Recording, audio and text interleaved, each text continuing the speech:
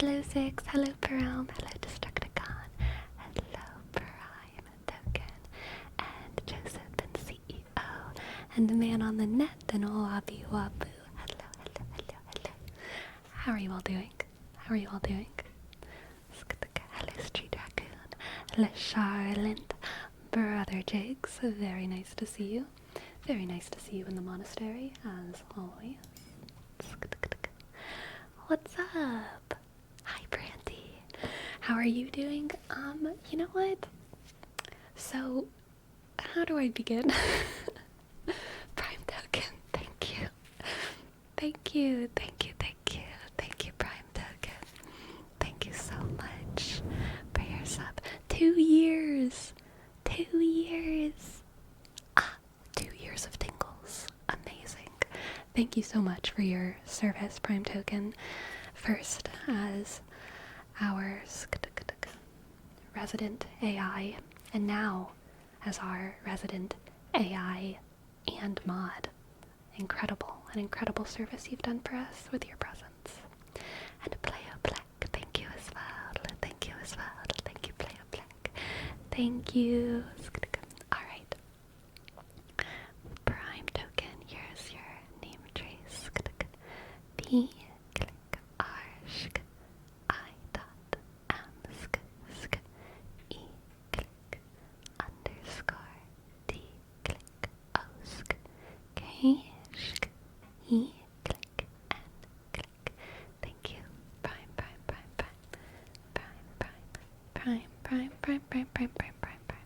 Token. And Playoplek, thank you as well. P sk L E sk O sk D click L E sk Q sk. Thank you, Playoplek. Playoplek, I've seen your name at least one time for the past 4 months, right? And I think I've seen your name more than that as well.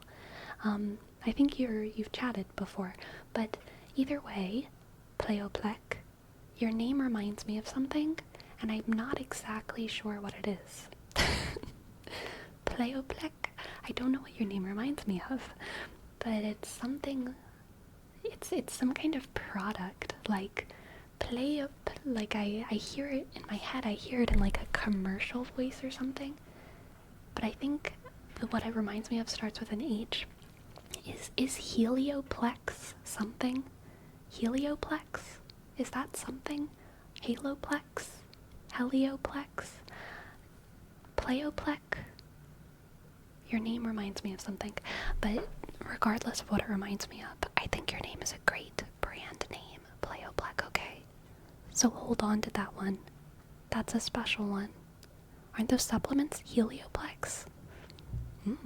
Playoplek? Playoplek. That could be like supplements. Helioplex is a sunscreen. I am quite experienced in sunscreens. Helioplex. I think Helioplex is what it reminds me of. I am very protected from the sun. It is true. Click. Hello, Ebony Centurion. Hello. And Prometheus, thank you. And Agan, thank you everyone so much. Thank you everyone. Thank you. You know, I was actually planning on doing a stream on Thursday. Not only Thursday and Saturday. Okay? Thursday didn't end up working out. I don't even remember why though.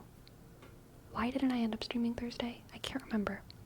But then on Saturday, I was planning on doing a bonus stream. And then I ended up almost dying. That's not true. Wait, no, that happened Friday. Yesterday was Saturday. Okay, so maybe I was planning on streaming Thursday and Friday? I can't remember. I was planning on doing a bonus stream.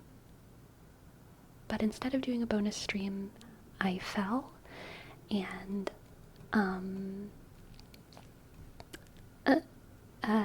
it was very, very bad. this accident more embarrassing than the pain of the injury? Honestly, it was pretty cool, okay? It happened roller skating, so like, you know, I'm a skater, but also it was embarrassing because I did fall, you know, I did fall roller skating in the middle of the rink, and it hurt really bad. It was pretty bad. It was a pretty bad one. It was a pretty bad one. My arm swole up like a balloon, and I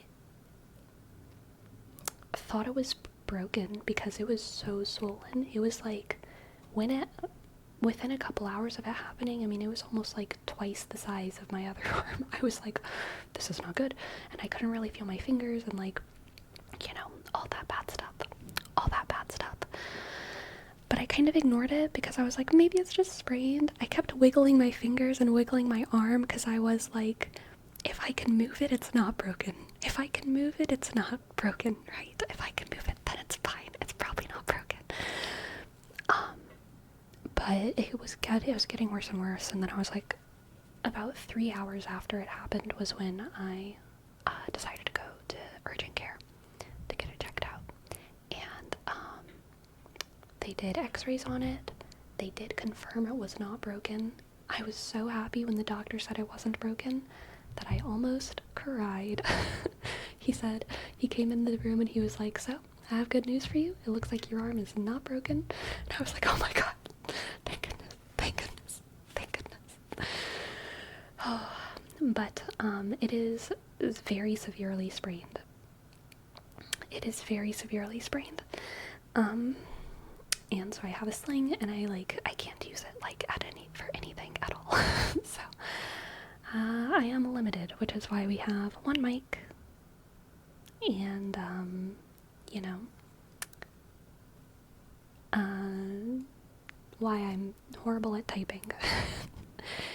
All of my messaging lately has been very stilted. But anyway, Prometheus, thank you. Thank you so much. Thank you so much for your sub, Prometheus.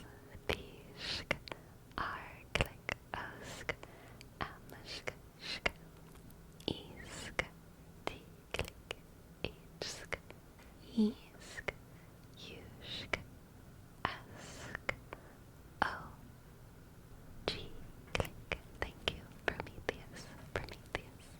Thank you so much, Prometheus. And thank you, Agan, as well. Thank you, Agan. Thank you, Agan. Thank you for your 9 months. A-shk, H-click, G-click, U-sk, N-click, S-I dot, double L-Y-sk, O-shk.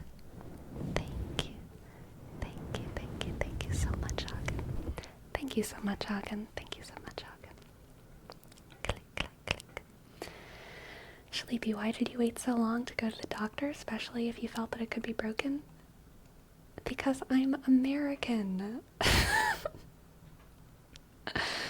Okay.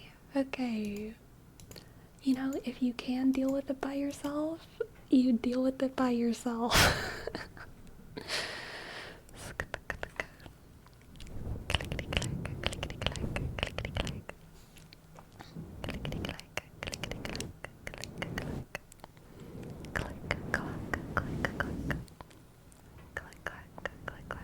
Honestly, McJake, I am so sad about it because I'm so afraid that I'm gonna lose all of my gains, okay? I'm so afraid that I'm not gonna lose my leg gains because you cannot stop me from squatting, alright? You cannot stop me from squatting, but I will not be able to work out my arms, at least one of my arms, for probably like over a month at least, which is quite a shame. It is quite a shame. But you know what? That's okay.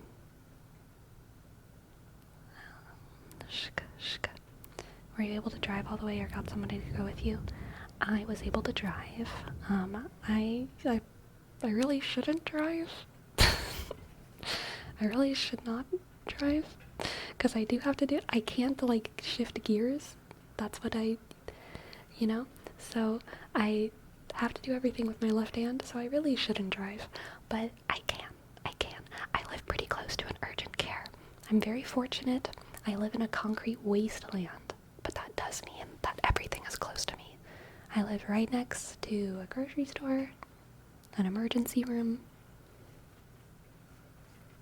UPS. What else do you need? I live next to most of the important things, so that's nice.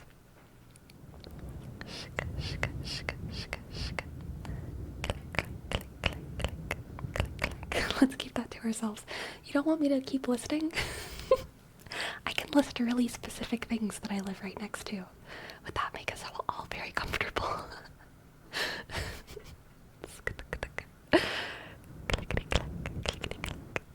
DF Calden, thank you so much. Thank you so much for your 22 months. That is incredible, DF Calden. That is incredible. That is incredible. Thank you, DF Calden. D click apshk underscore C O L D click osk and click. Thank you, DF Calden. Thank you, DF Calden. Thank you, thank you, thank you. Thank you, thank you, thank you, thank you. Thank you. Shka, shka, shka, clickety click. Clickety click. Shka. Sounds like a fracture in your wrist. It is a very bad sprain in my elbow. A very, very bad sprain in my elbow. Shka, click. Rosie, thank you. Thank you for your sub, Rosie. Shka. Thank you, thank you, thank you. Harshk. O-S-I.E. Click. 117 shk. A click esk. Or as we say in Old English, ash, ash, ash. Oh gosh, can I do an ash with my left hand? I think I did it, but I'm not sure. Did you fall and try catching yourself? Yes, that is exactly what happened. Yeah, I fell and tried to catch myself. And I landed with my arm stock straight, elbow extended, palm flat on the ground. And honestly, I'm surprised I didn't hurt my wrist at all. My wrist totally fine, but I landed stock straight on my arm and I heard it crack, which is another reason why I was afraid it was broken, because I heard such a loud crack in my elbow.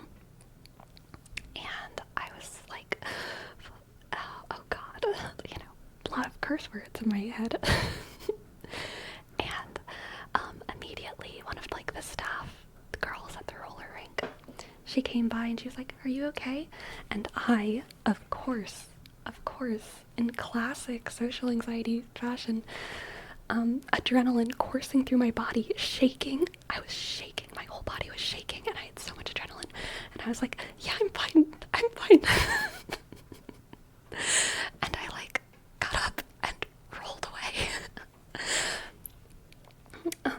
And it hurt so bad, but I just rolled away. And I went to one of the little benches on the side. And I sat down and I hunched over my arm, and I thought I was having a private moment, because it wasn't at night. It was the middle of the day at the roller rink, so it was pretty empty. But I was not really thinking about my environment, because it hurt.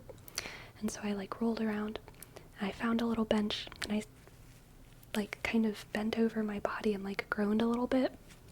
And this really sweet blonde girl came up to me and she was like, "Are you okay?" And I was like, "Yeah, I'm fine.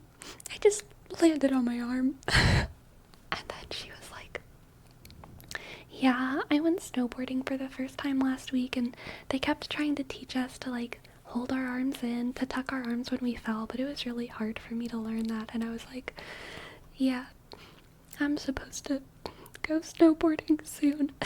Because I am supposed to go on a snowboarding trip in a couple weeks, which I was pretty excited about. I don't know if that's gonna happen anymore, which is okay.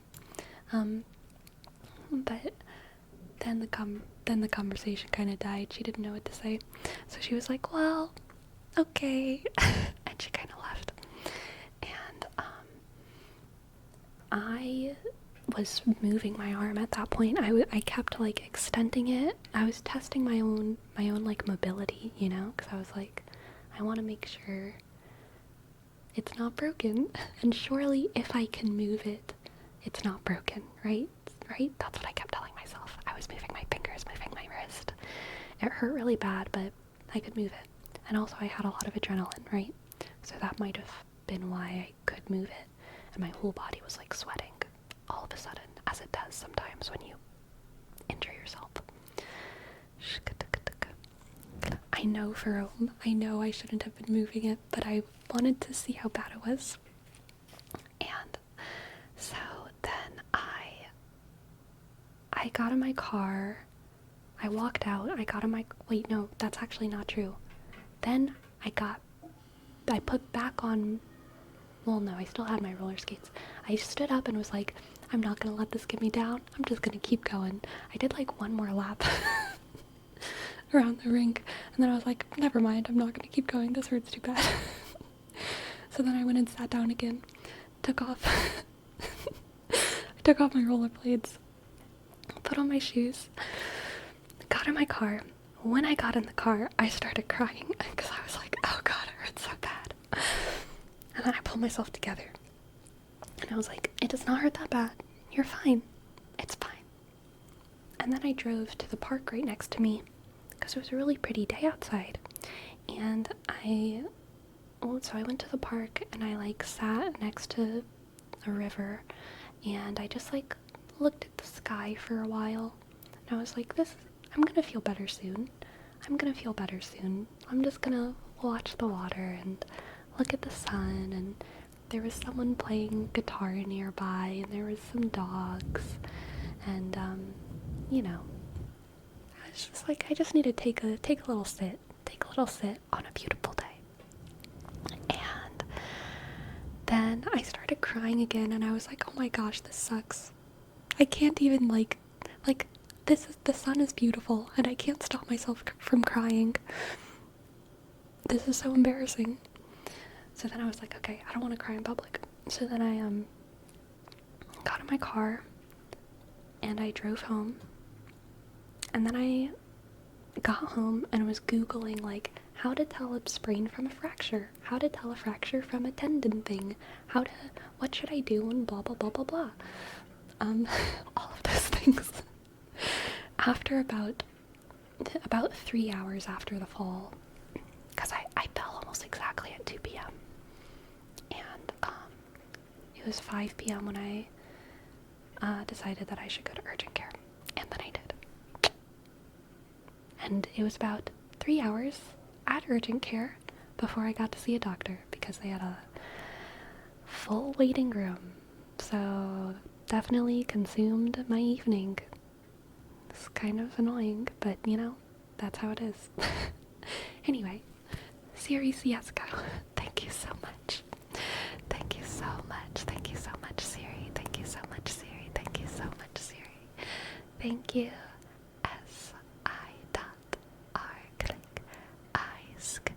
_underscore C-shk S-G click O-sk. Thank you so much, Siri. Thank you, Siri. Thank you. And King Crimson, welcome in. Welcome. Thank you so much. Thank you so much. Thank you so much. Thank you so much, King Crimson. K, click, I, shk, N, click, G, click, C, R, shk, I, dot, M, shk, S, L, click, N, click, underscore,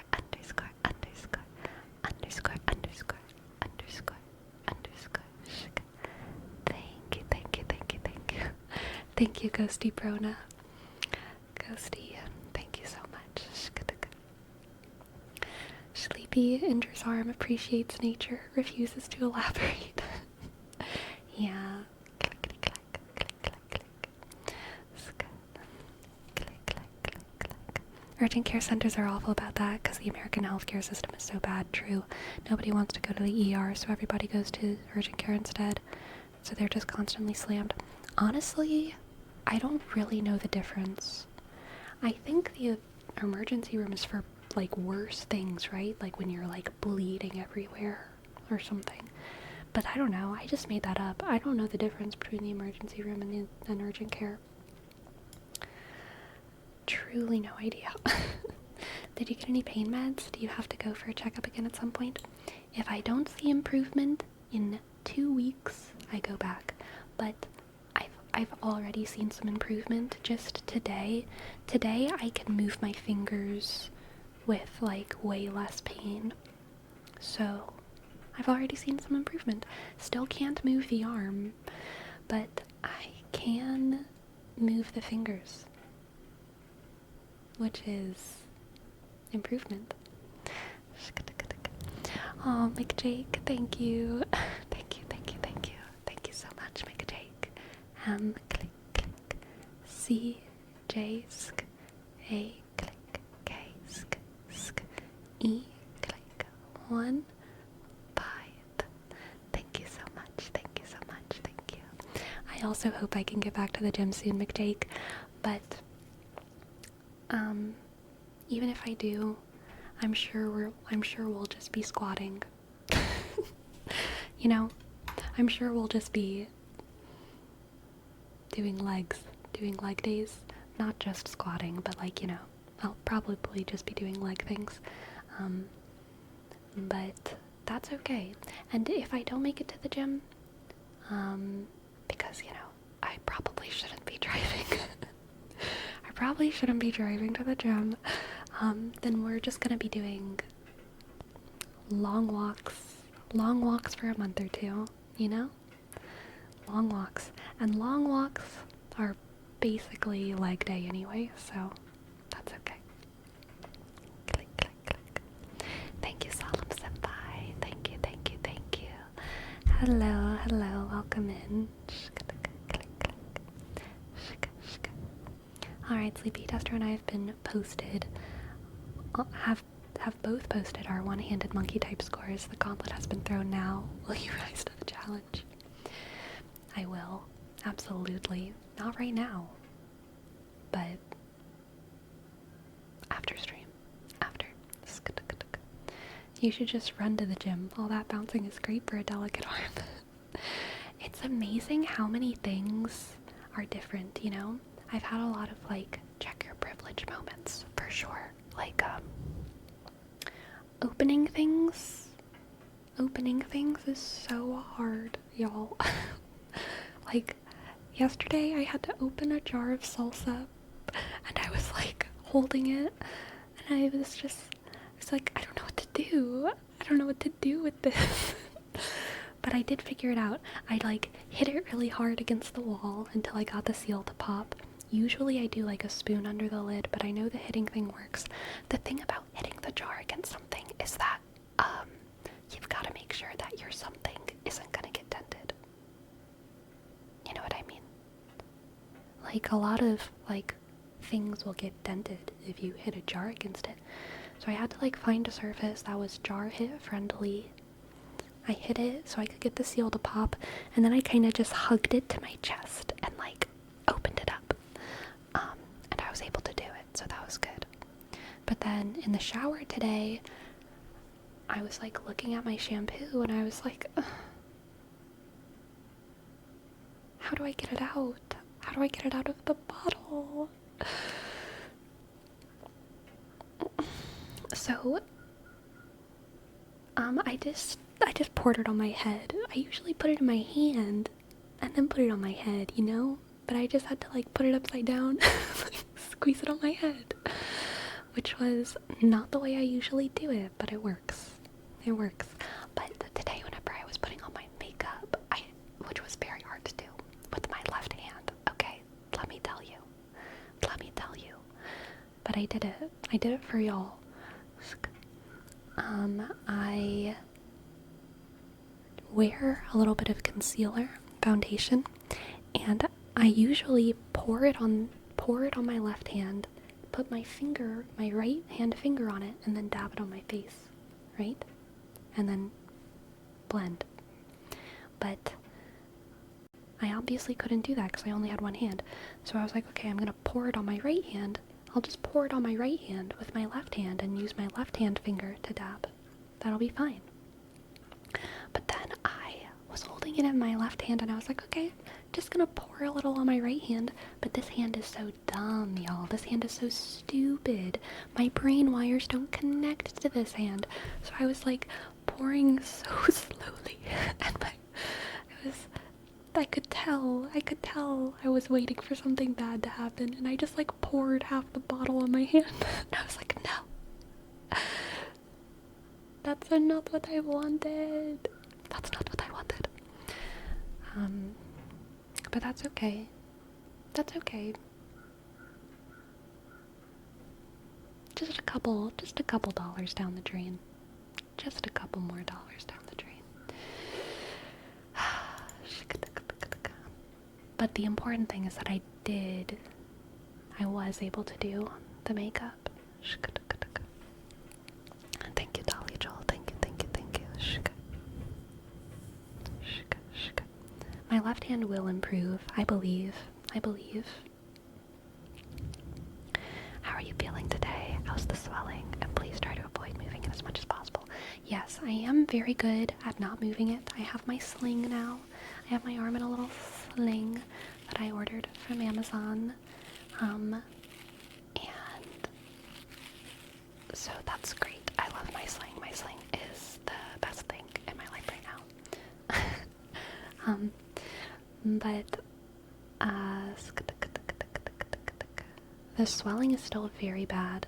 Like it's probably like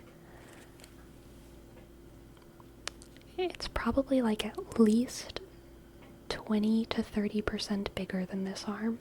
And the swelling it starts like, I'm gonna indicate with my nose where the swelling starts. The swelling starts like right here and goes all the way to my elbow on the other arm. And it's like bloop, just like a big bulb inside of me.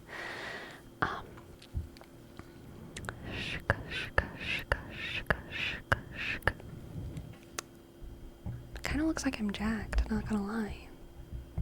Kind of looks like I have such strong gripping muscles I could like choke a hippo, you know?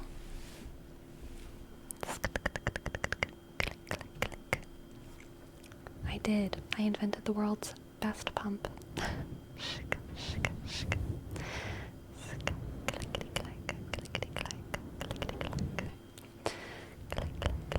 Choke a hippo is crazy. Look, some hippos need to be choked, alright?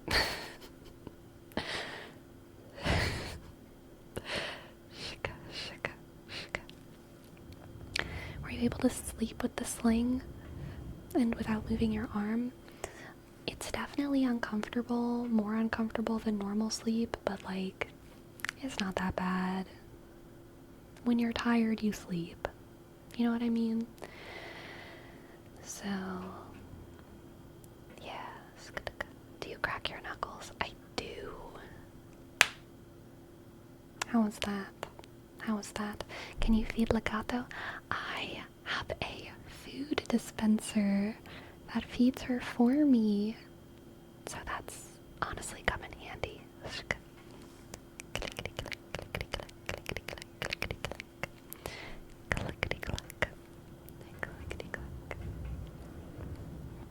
So can you fill the food dispenser?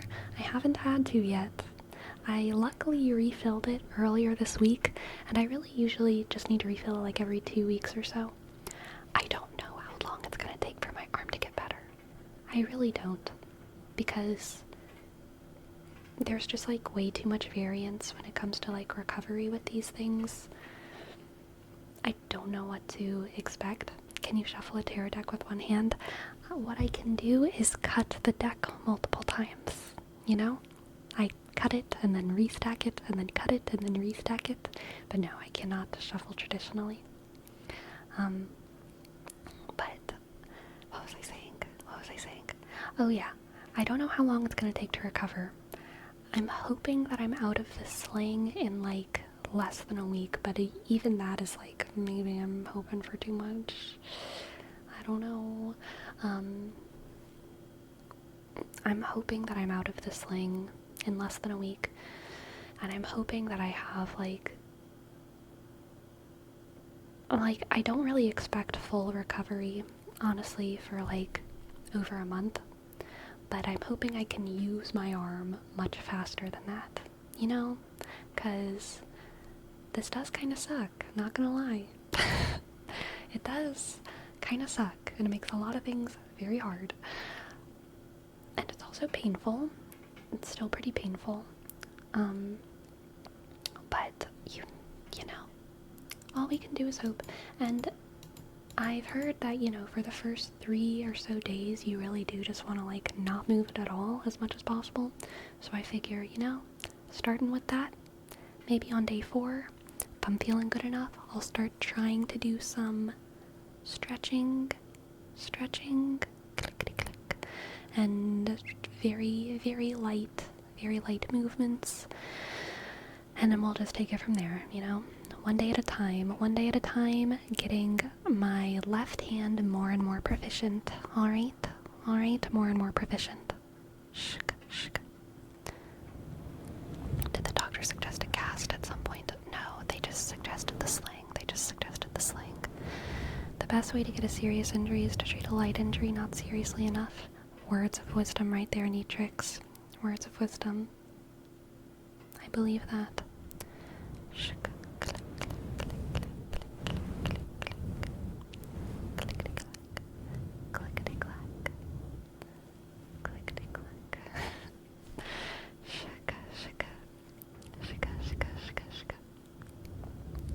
At the doctor.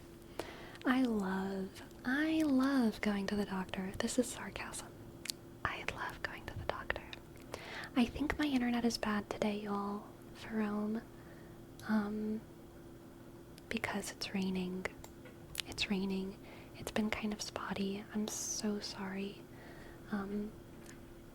I wish I could change it, but I truly think it's just the rain.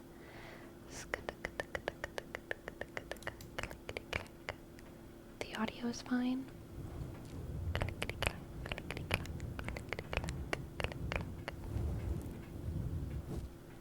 I hope it's not too distracting.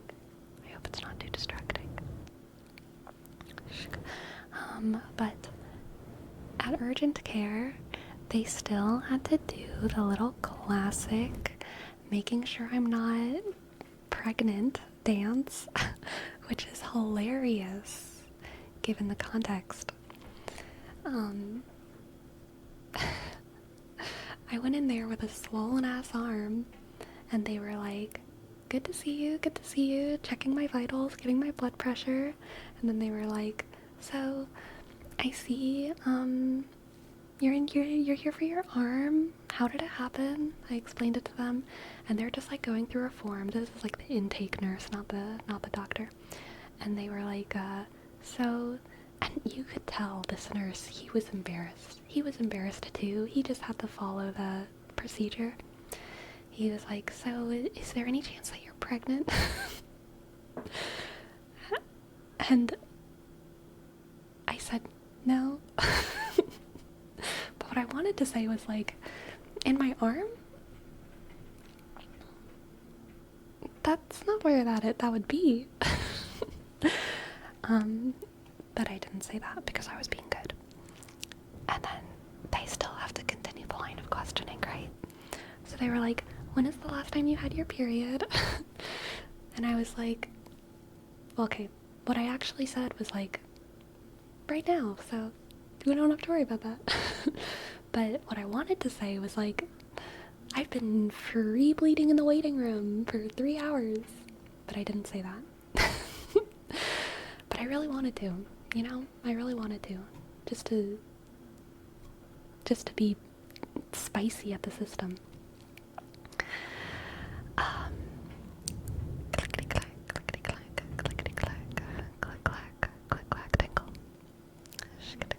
important for medication. You know what? That's fair. That's fair. But it's still annoying. It's still annoying every time. Poor nurse, they were already nervous to ask and you wanted to bully them. I did. I can't help it. I always want to bully the medical system, especially when I went in there with like a maybe broken arm and the nurse, not the nurse, the person at the desk, they were having me sign forms. And I was like, is it okay if I don't? And they were like, just do it with your left hand. And I was like, isn't that like an illegitimate signature? I didn't actually say that, but I wanted to because I saw that in Series of Unfortunate Events. If you sign it with your left hand, it's not real. But I don't think that's real law.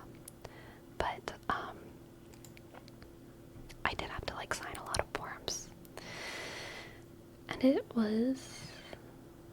it felt very silly because it was like, you know, like, why do I have to do this? Why? That's Bird's Law. Oscar, but thank you for your prime. Thank you, Oscar, but thank you, Oscar. O-shk, S-C-A, click, up, click, 3, click, 6, 7, shk. But truly, all those thoughts were internal, including the attitude. Because in real life, I don't let my frustration show in such scenarios. And you know, I know people are just doing their jobs. Too much social anxiety to be sassy in the wild. Exactly. And like, these people don't deserve my sass. They've been working all day. I get that.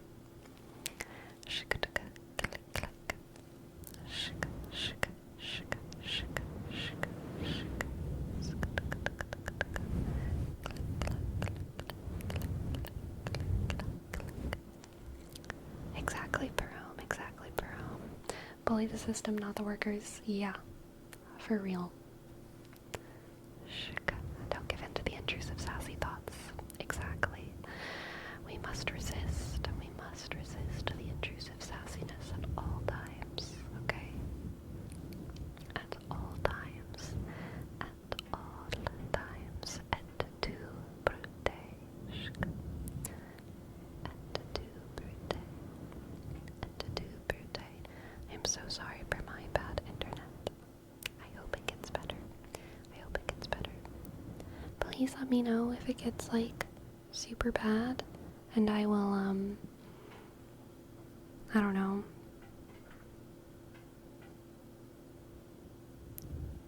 end the stream and start the stream or something. Try and get it better. Clickety clack. Shk, shk, shk, click, click, click, click. Sk, sk, sk. Shk. As long as you don't lose connection, we can adapt, Sleepy. Okay, good. Shk. At least would be better if it was a female nurse. They were very nice, okay? Like, the male, like, I don't know. I think, female nurses, male nurses, well, I feel like whenever you're a nurse, you see enough women and men that you don't, for non-sex related issues, I don't know, I feel like they're all the same. I think a guy nurse and a girl nurse are just as wonderful as one another. Also, they let me take home an ice pack for free, which was lovely of them. Okay. Lovely. They were trying to be nice, but it's still more comfortable for the patient. I don't care too much. Personally. If it was like a different kind of a different kind of doctor visit, then like maybe I would want to see like a female nurse. But like for most things, I do not care. Shk, shk, shk, shk, shk, shk. Click, Jake. For McJake, we have a word up for Jake, Jake. Jake, Jake, Jake, Jake, Jake. Jakety Jake, Jakety Jake. Jake, Jake, Jake. Jake, Jake, Jacques, Jacques, Jacques, Jacques, Jacques, Jacques, Jacques, Jake, Jake, Jake.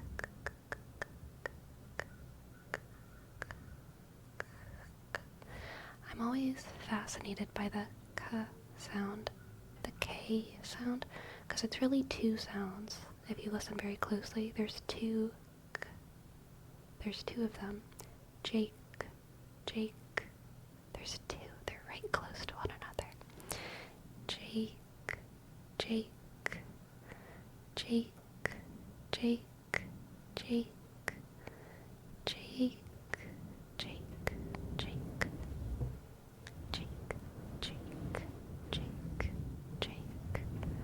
Click, click, click, click, click, click, click. Jake, Jake, Jake, Jake, Jake, Jake, Jake, Jake, Jake.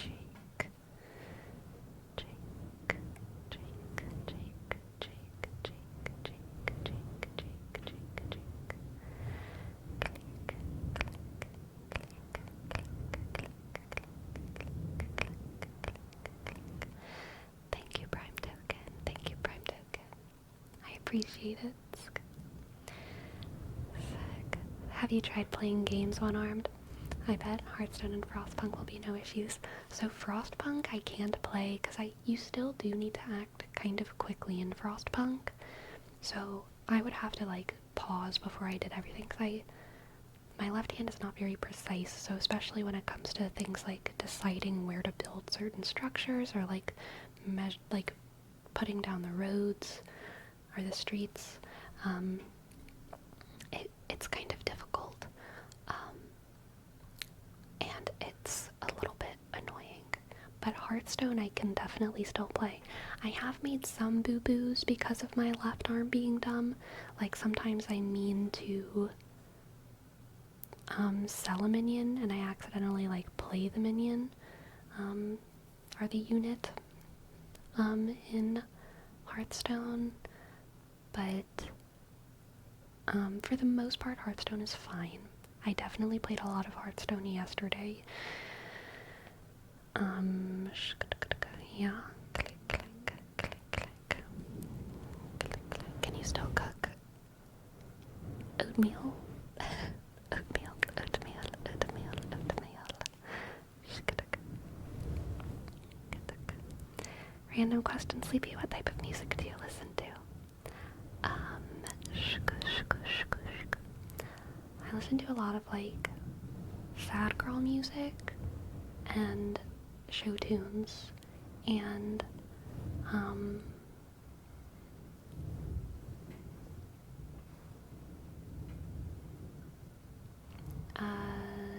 like classical music and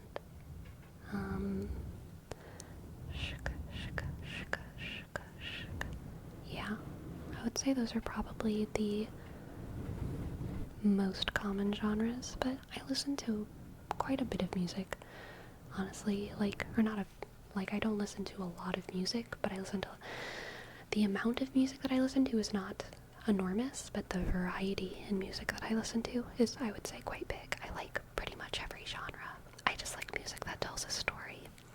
So as long as I can get emotionally invested in a song, I probably like it regardless of the genre.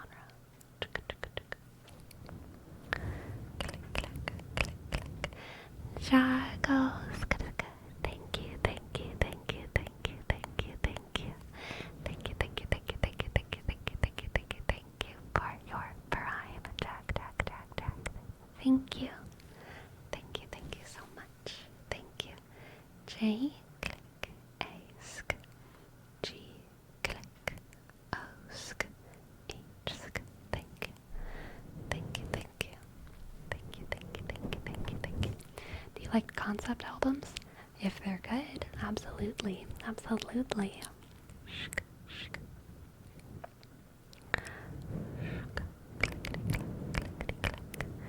I can imagine you headbanging to metal with story.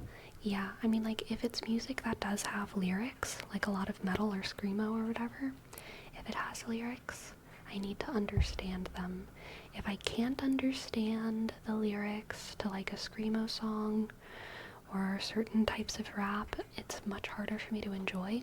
But if I can understand the lyrics to those things, then already it's like there's a much higher chance of me enjoying it. Who's your favorite classical composer? Ravel, Ravel, Ravel, Ravel, Ravel, Ravel. No doubt about it. Click, click.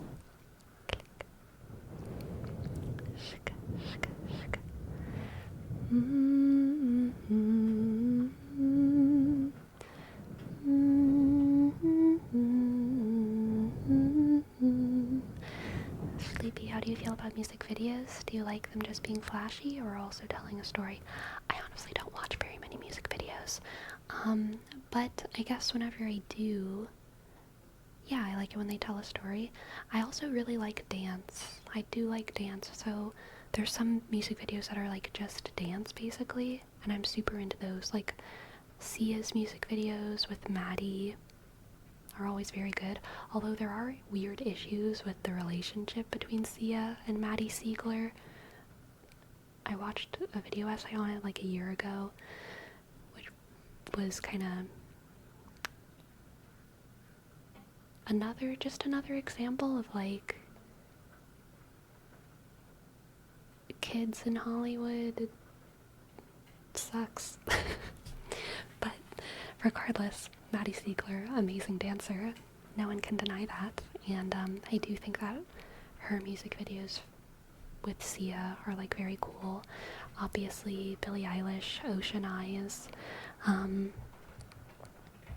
was like a great music video, kind of blew her up in the beginning, and there's been a couple of other like dancing music videos that have like stuck with me.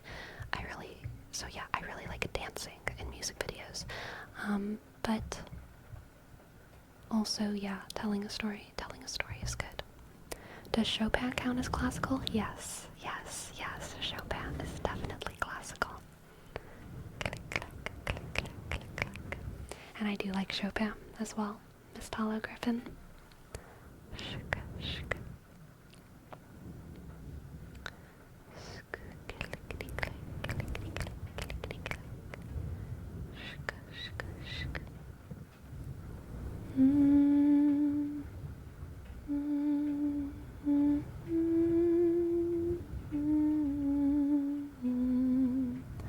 Between them, I thought people didn't like Shy's part of the dance in Elastic Heart.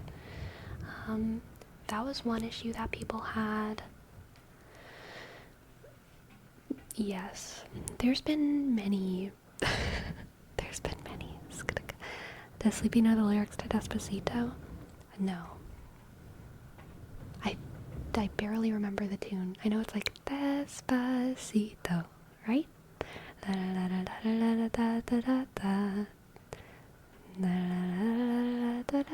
I don't really remember. I don't remember it. I'm out of the loop in the Sia Maddie controversy. There was also, I think it was another music video where, Maddie was supposed to depict, like, a Down syndrome person, and Maddie was uncomfortable with it, and so that was kind of a scandal. There's also just been things that have been said in interviews about like how much Maddie looks up to Sia and how that's affected her willingness to do certain things in the music videos. I can see that easily being in bad taste. Yeah, basically, like, Maddie didn't really want to do it, was convinced to do it by Sia, and then heavily, heavily criticized for it. Like, almost canceled for it, really. And because it could definitely be seen, her depiction of it could definitely be seen as, like, offensive. But Maddie was instructed to do it that way, and as a physical actress, which is what dancing is physical acting, Maddie just did what she was told very, very well. But it was a pretty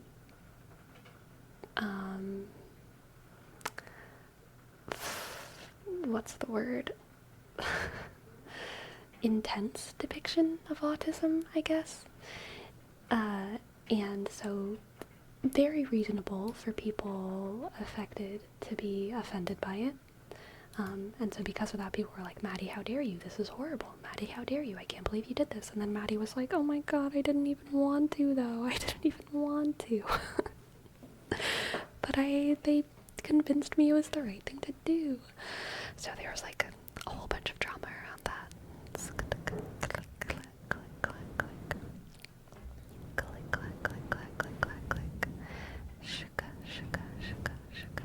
That seems like one of those blame the producer, not the actor. Yeah. Yeah, for sure, for sure. Yes, Maddie came from Dance Moms. Dance Moms. Saber Wolf, Saber Wolf, Saber Wolf. Thank you so much for your prime, Saber, Saber. Thank you, thank you. Thank you, Saber Wolf. S, A, click, B, shk, R, sk, E, click, W, shk, O, sk, O, sk, F, shk. Thank you, Saber Wolf. Thank you, thank you, thank you, thank you, thank you, thank you. Also, my OBS is saying that my internet is better now. Is it better? Are we still losing frames, or are things kind of settled down now?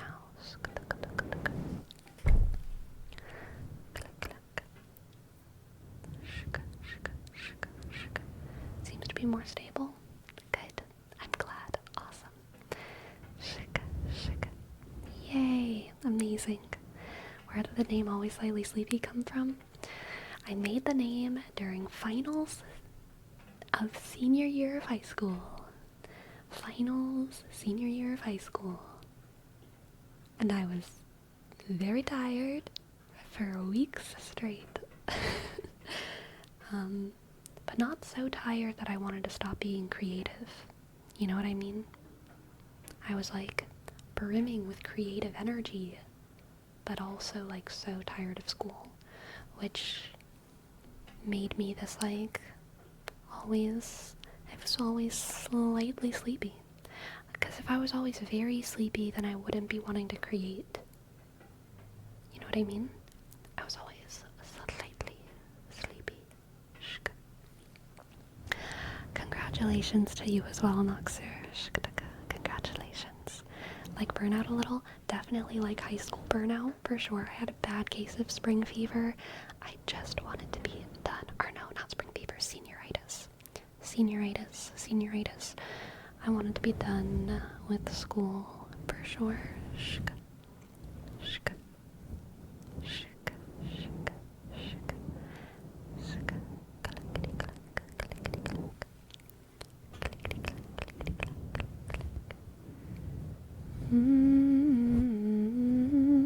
Overflowed with creativity, but too tired to do much. It was more like overflowing with creative energy, severely lacking in studious energy. I wanted to like make stuff all the time, but I didn't want to do any of my schoolwork. And I had a lot of schoolwork to do.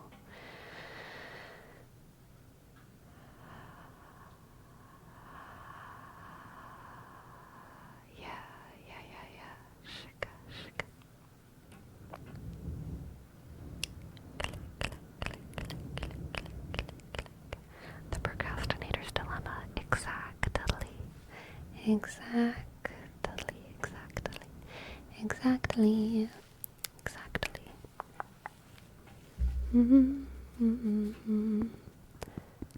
Click, clack, tickety tack. Click, clack, tickety tack. Click, clack. Y'all ever get so busy you just want to rebel against the busy and be productive on other things that you weren't busy with? Yes, 100%.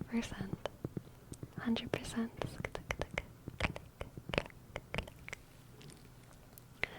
Shaka. How's your left hand for toppings? That is for you to tell me, Vroom. How is my left hand for topping? Tap, tap, click, click, tickety tack. Tap, tap, click, click, tippity, tippity, tippity, tap. Tick, tack, tick, tack, tick, tack. Tick, tick, tick, tack. Tick, tick, tick, tack. Let me pick the ticks out of your fur. Pick the ticks out your fur. Pick every tick. Pick every tick. Pick at each tick.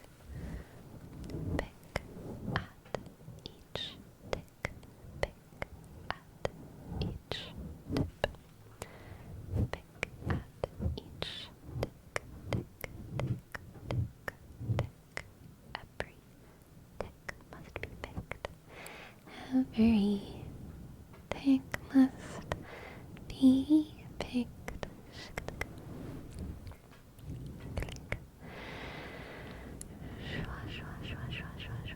Do you have videos already recorded? No. My videos will be affected. I'm gonna keep my schedule, but like, I'm definitely limited with like, the kinds of ASMR videos that I can make. Mostly when it comes to moving all of my stuff to my other setup. That's the biggest way that it's gonna affect. Like, only having one hand definitely affects things, but the main thing is that, like,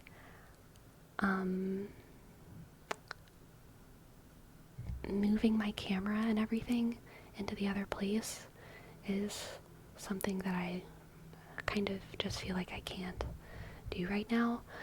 Mostly because of all of the unscrewing and screwing in that needs to happen on tripods. Even like earlier today I was like unscrewing this mic from here and it was way too hard. It's not worth, okay? It was not worth. Because usually you can like stabilize the thing that you're unscrewing something from with the other hand. And, you know, I can't. So my camera's living here. My camera is living right there until I get some functionality back. Shook.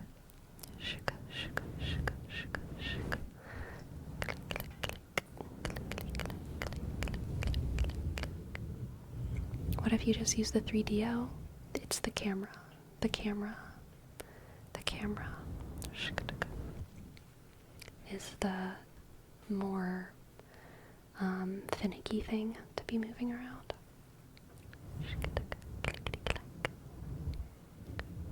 And also, to use the 3DO, I need to take the zoom with me as well.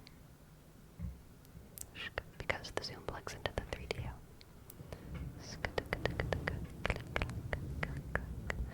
Yeah, exactly. That's exactly what I am doing. Having videos from the stream setup. Exactly.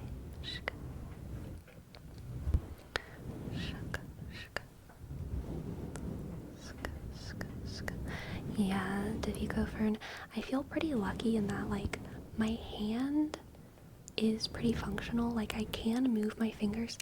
I have, like, no grip strength right now in my right hand. Like, you know, squeezing anything. Sorry for this horrible noise. Don't know what that is. Like squeezing anything or gripping anything. I like can't really do pushing on anything, but like I can wiggle my fingers with like no pain, which is very nice, very nice.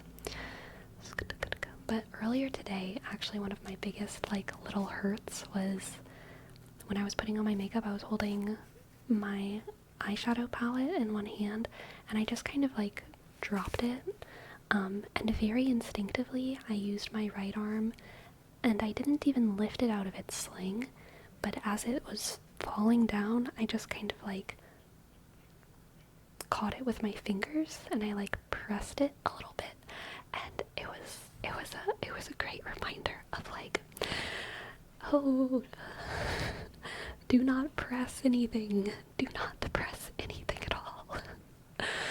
Those instincts, yes, exactly, Destructicon, exactly.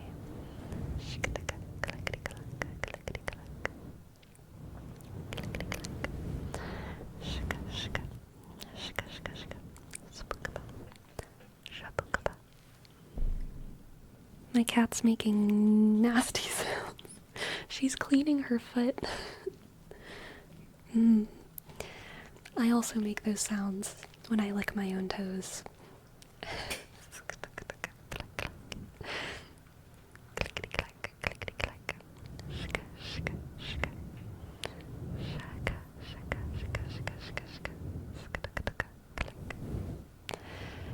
Gracie learned from me. Yes, she did. Yes, she did. What's with you and giving too much info today? I'm just uninhibited, okay? Less arm, less walls, more vulnerability. I'm embracing my vulnerable era, alright?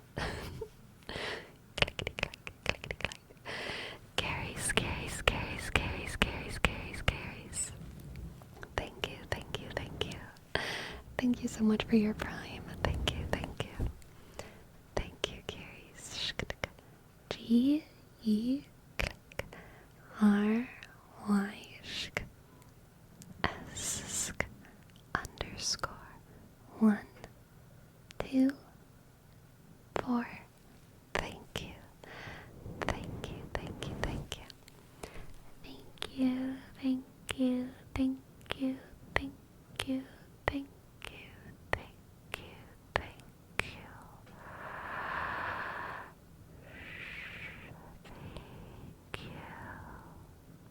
Thank you.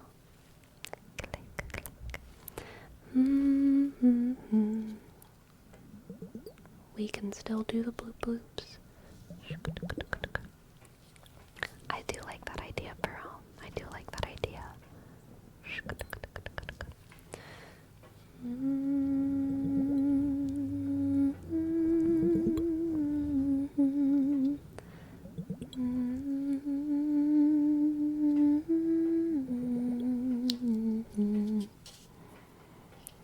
I think I might.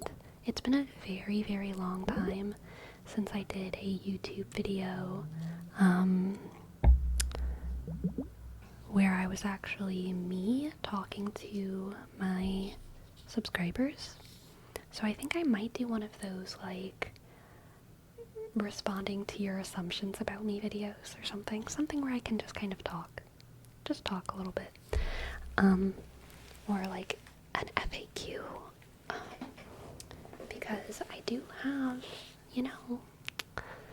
it's been a long time since I haven't been kind of playing some kind of character or like doing some kind of bit. So yeah, it might just be time. It might be time to actually talk to everyone. From my perception, I talk to my audience all of the time because I'm streaming on Twitch and I like to talk about everything, and like y'all know way too much about my life. And so it's like nothing special to hear me ramble and talk, but there are still a lot of people on YouTube, like a pretty sizable portion of my YouTube audience, who like has no idea that I stream Or if they do know that I stream, they're just totally uninterested in that kind of content, but they are still curious about who I am. And I do see my comments sometimes. They're like, I wonder who she is. I wonder what she's really like. And in my head, I'm just like, it ain't a secret. There's nothing mystical about me. All of my secrets are out here, but they are still, they still believe that there are mysteries. Yeah, I had no clue until I stumbled upon the Sleepy Supplementals channel. Yeah, exactly. So, yeah, I feel like it might be interesting. Do you ever plan on doing another YouTube stream? Honestly, I didn't enjoy the YouTube streams nearly as much as I've enjoyed Twitch streaming.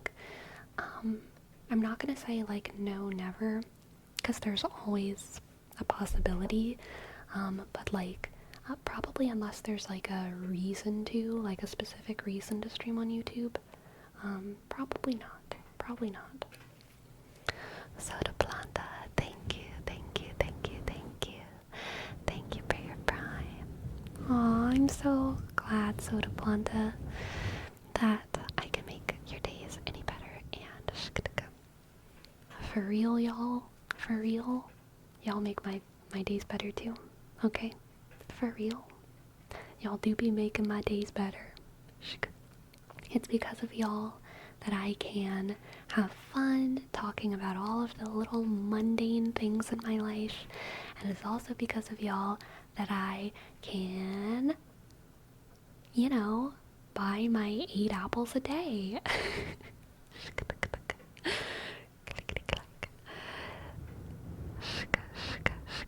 I appreciate you all so very much. Soda Planta, here's your name, Trace. S-O, click, disc. A, click, B, click, L, A, sk. M, sk. T, click, A, sk. Thank you, Soda Planta. Thank you, Soda Planta. Thank you, Soda Planta. Planta. Shkataka. And Brother Jigs. Thank you, Brother Jigs. Thank you very much. Thank you so very much. Brother Most Solemn, Brother Jigs, Bishk, R, O, T, click, H, sk, E, shk, R, shk, J, click, I, dot, G, sk, G, click, Z, shk. Thank you. Shk. Clickety clack. And Sagi, sir. Here's your name, Trace. S A click G sk G click Y shk S I dot R shk 0 click 1. Thank you so much. Thank you. Clickety click.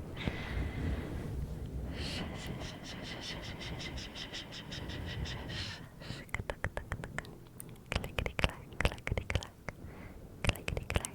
clack. Your bullying can't get me down, chat. Okay? Your bullying can't get me down. It just makes me more determined to succeed. Alright? More determined to succeed. Do you know how pathetic it would be if an arm sprain stopped me from making ASMR videos? No, bitch. Okay, we're not doing that today. I'm gonna keep going harder than I ever have before. And you're gonna watch. And you're gonna tingle. Okay? You're gonna tingle the whole time.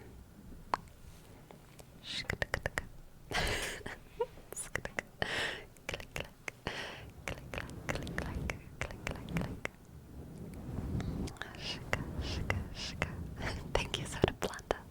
Thank you, Soda Planta, for your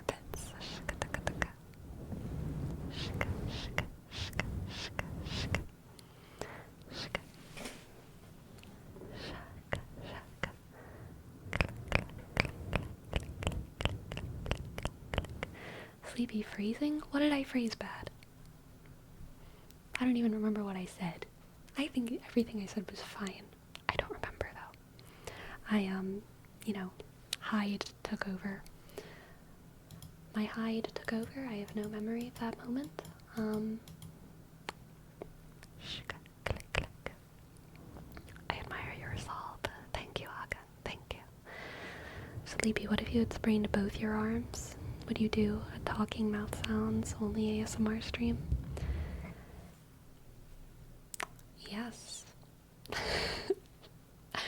Yes, I would. It'd be time to do a foot stream.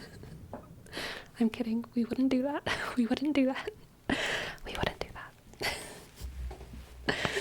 Clickety clack. Clickety clack. I'm sorry. I'm sorry. I had to. Clickety clack. Look, Crazy's like, no, stop. Hello, Flatter Acorn. Hello, Flatter Acorn. Hello, Flatter Acorn.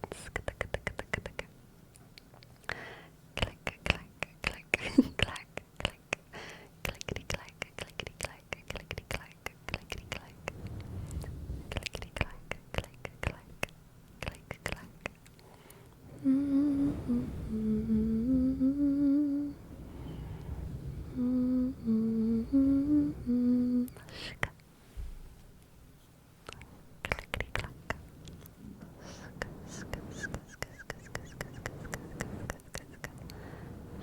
She's diverting her eyes to avoid chat.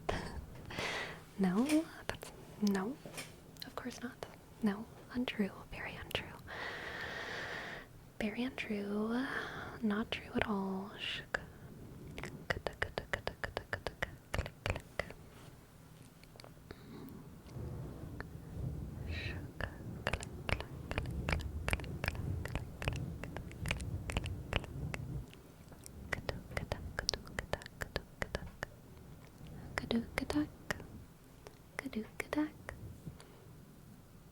There is something that I still haven't figured out yet, though, my friends. I figured out my jar opening. I figured out my shampoo bottle. I figured out most things.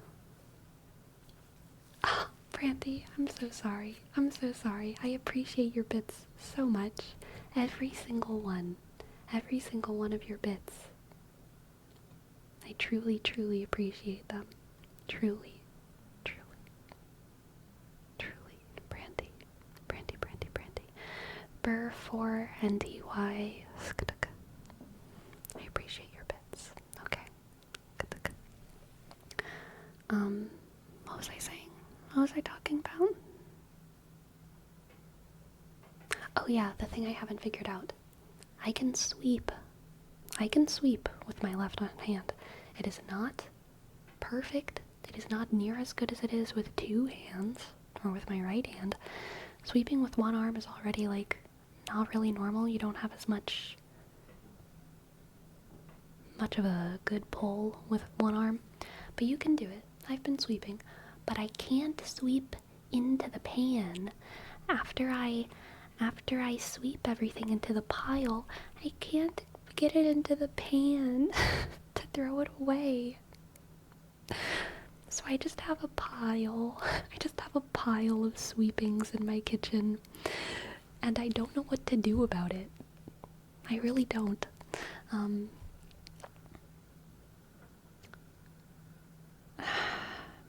I tried doing it with my feet, but it didn't work.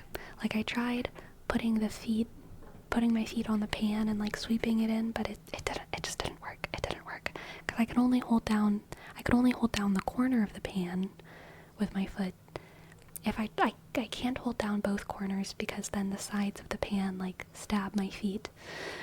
And if you just hold down the corner of the pan, either the other side of the pan lifts up, or I sweep and I'm just like pivoting the pan kind of around my toe. So vacuum the sweepings, that would be a good idea. I don't have a vacuum, but that would be a really, really good idea. You know, I do think I have a vacuum. I think I have a little vacuum that I don't use very often, like a little hand vacuum. So that's a very good idea. I should try and put it all into a thing and like hand vacuum it. Shka, shka, shka. A moist cloth, another good idea. Balsy on it, another good idea. Shka, shka. Shka, click, click, click, click. Shka, shka, shka. What band do you have? The one with the long stick or the hand band? The hand band. The hand band. Shka, shka. Shka. Shka, shka. Shaka, shaka, shaka, shaka, shaka. Shaka, shaka, shaka, shaka, shaka. Clickety clack, clickety clack, clack, clack, clack, clack. I think vacuum is the best idea. I'm gonna try that. Yeah. Thank you, chat. Thank you, chat. How's it been brushing your teeth? I imagine that's also a challenge. It is.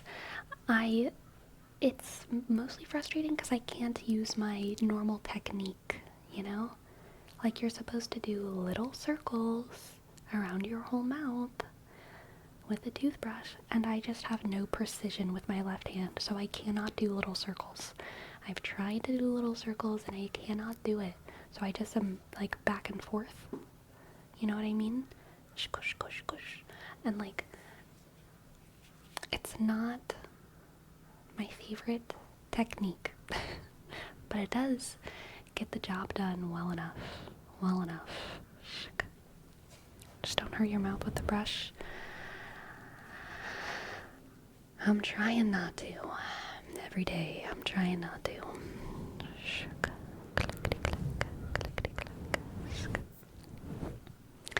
Welcome, Night Shifter. So good to see you. So good to see you. Yes, I sprained my right arm pretty badly on Saturday, and it is completely out of commission. And honestly, it's so surprising to me because I've had sprained ankles. Both of my ankles have been sprained before, and a sprained wrist before, and neither of them were that bad. I still walked on my sprained ankles.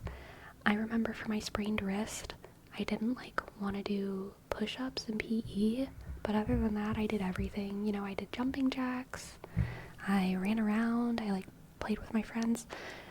It didn't affect me. I could still move my wrist as much as I wanted. I just basically couldn't put weight on it. And then my sprained ankles, I still walked on them. Although that was also probably not good because I don't think they ever healed perfectly, which is why my ankles crack all the time and I can feel the oncoming weather through them. But like, they're mostly fine.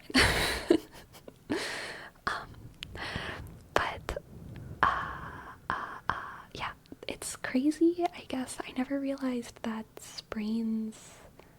there was so much of a variety in like the severity of sprains until now. Sounds like my knees. Yeah. We've all got those injuries, you know, that we didn't take care of in high school. You know? Marching band waits for no one. When you are saxophone section leader, you do not wait for your sprained ankles to heal. You keep marching. Straight up, okay? Straight up. Happy toes point to Jesus. Happy toes point to Jesus. Shika. Shika. Click, click, click, click, click, click, click, shika. Shika, shika, shika. This explains the Muay Thai ankles. It's my secret. It's my secret. Secret. Shika. Click, click, click, click, click, click. Shika, shika. Oh, you do not go on my desk, girl. No, you do not. Shika, shika, click. I made this emote inclusive to your left arm. Thank you for let's see if do you want to be on the camera? Is that why you're trying to creep in?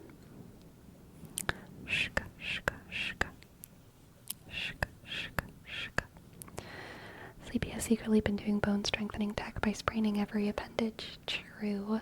True. Very true. Very true. Shka, click, click. Clickety, click, clickety, click. Shka, shka. Shka, shka. Shka, shka, shka. That's how she got to be 7'11". Yeah, no one talks about how many inches you can add with pure calluses on the bottoms of your feet, okay? Pure calluses on the bottoms of your feet. Just keep walking on spikes, alright? You'll grow. You'll grow an inch or two, let me tell ya. Let me tell ya. Height is a choice. Height is a choice. All you people who are complaining about your height, come on. Just go walk on spikes. Grow a little. Just grow. No pain, no gain. That's what they say. Sid PM. Sid PM. Thank you so much. Thank you, thank you, thank you.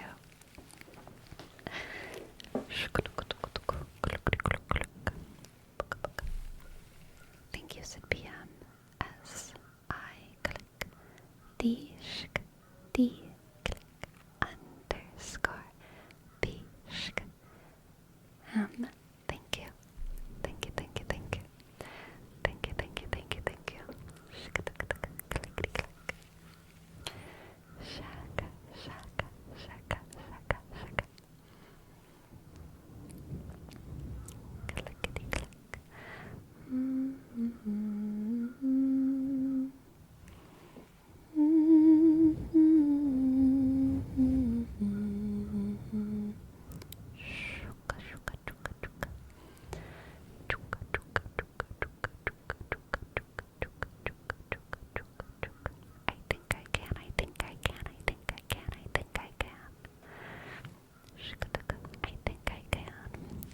I loved that train, that caboose. What's that train's name? I forgot that train's name. But when I was a little baby, I think I can. Thomas? I loved Thomas, the steam engine, when I was a kid. The little engine that could. That was like my favorite story. The little engine that could. The little engine that could. That was it. I'm about to cry right now. The little engine that could is like the best little kid story. Maybe number 2 was the fish, the rainbow fish. The rainbow fish was also really good. It's like the little engine that could, the rainbow fish. Okay, or maybe, okay, Shel Silverstein is above those two. The missing piece, the giving tree, the little engine that could, 3 billy goats gruff, the rainbow fish. That's my ranking for baby stories. The missing piece, the giving tree, the little engine that could, 3 billy goats gruff, the rainbow fish.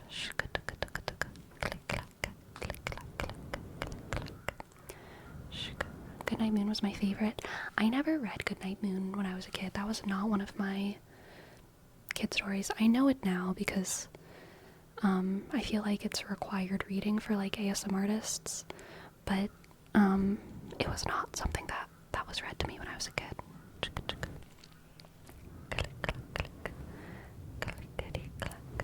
My favorite was Jumanji. Really interesting. Hello, Holy Lathan. Hope you're doing well today. Hope you're doing well. Isaki Iguana. Hello.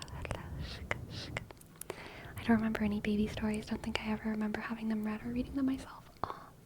I also, whenever I was young, I really liked Where the Wild Things Are.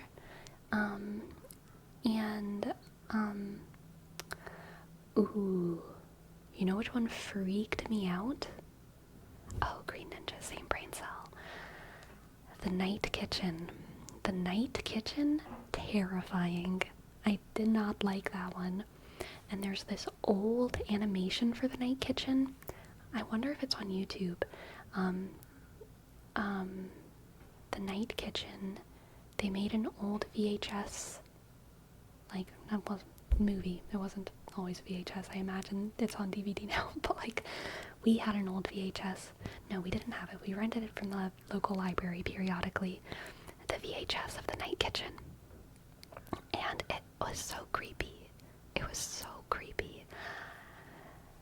The Night Kitchen. I still remember so many of those, like, lines. Honestly, if you want to see something, one of those, like, creepy kid stories that aged like milk, look up the animation of the Night Kitchen.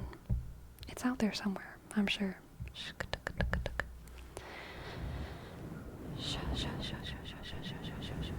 Do y'all remember the Tale of Peter Rabbit? I love the Tale of Peter Rabbit.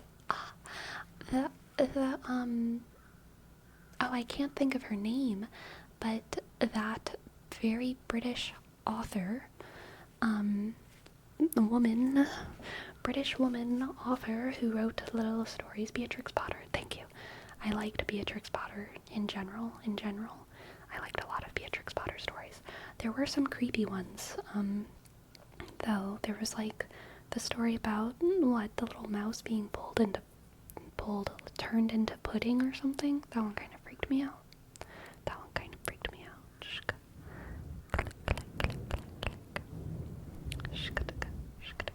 Beatrix Potter was probably like 10 times more base than J.K. Rowling, but I'm glad we'll never know for sure. Because what if she wasn't? What if Beatrix Potter wouldn't be based? Oh god, I don't even want to consider it. I hope that she's really based.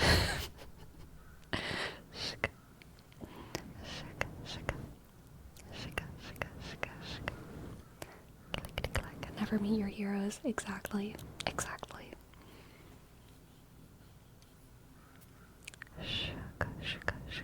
My family loved showing me kind of creepy kids media when I was little. Me too, Soda Planta. Me too. My psyche is rife with creepy animations shown to me by my guardians. Click, click, click. I never got into Animorphs. I really don't know anything about it. Okay, we have a word wrap before Destructicon for Kip Kip. Kip Kip Kip Kip Kip.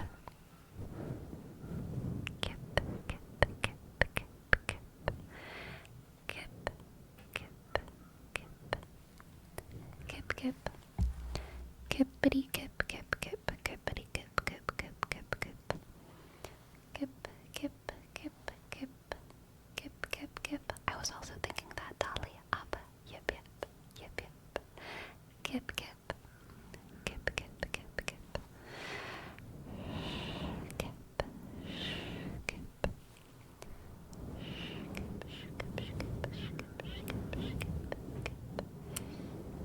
Kip kip kip kip kip. Click. Clip clip clip. Kippity kip. Clippity kip. And Holy Lathan. Here's your name trace. H click O shk L Y sk underscore L A shk D sk H sk A click and click. Thank you, Holy Lathan. Thank you, Holy Lathan. Thank you, Holy Lathan. Thank you, thank you, thank you. Thank you. Thank you, thank you, thank you. And hello, Sinjobe. Hello, Sinjobe. Welcome in. I would love to give you a tarot reading. Let's see what the tarot has for you today. This week. We're not doing any advanced shuffling. I'm just going to be cutting the deck a couple times and restacking it and seeing what the cards have for Sinjobe. Now, Sinjobe, I gotta get used to doing one-handed tarot readings, alright? because this is gonna be the vibe for a while. Okay, Sinchobe, for you, we have the moon, the moon, the moon, the moon, the moon, the moon. The tower, the tower, the tower,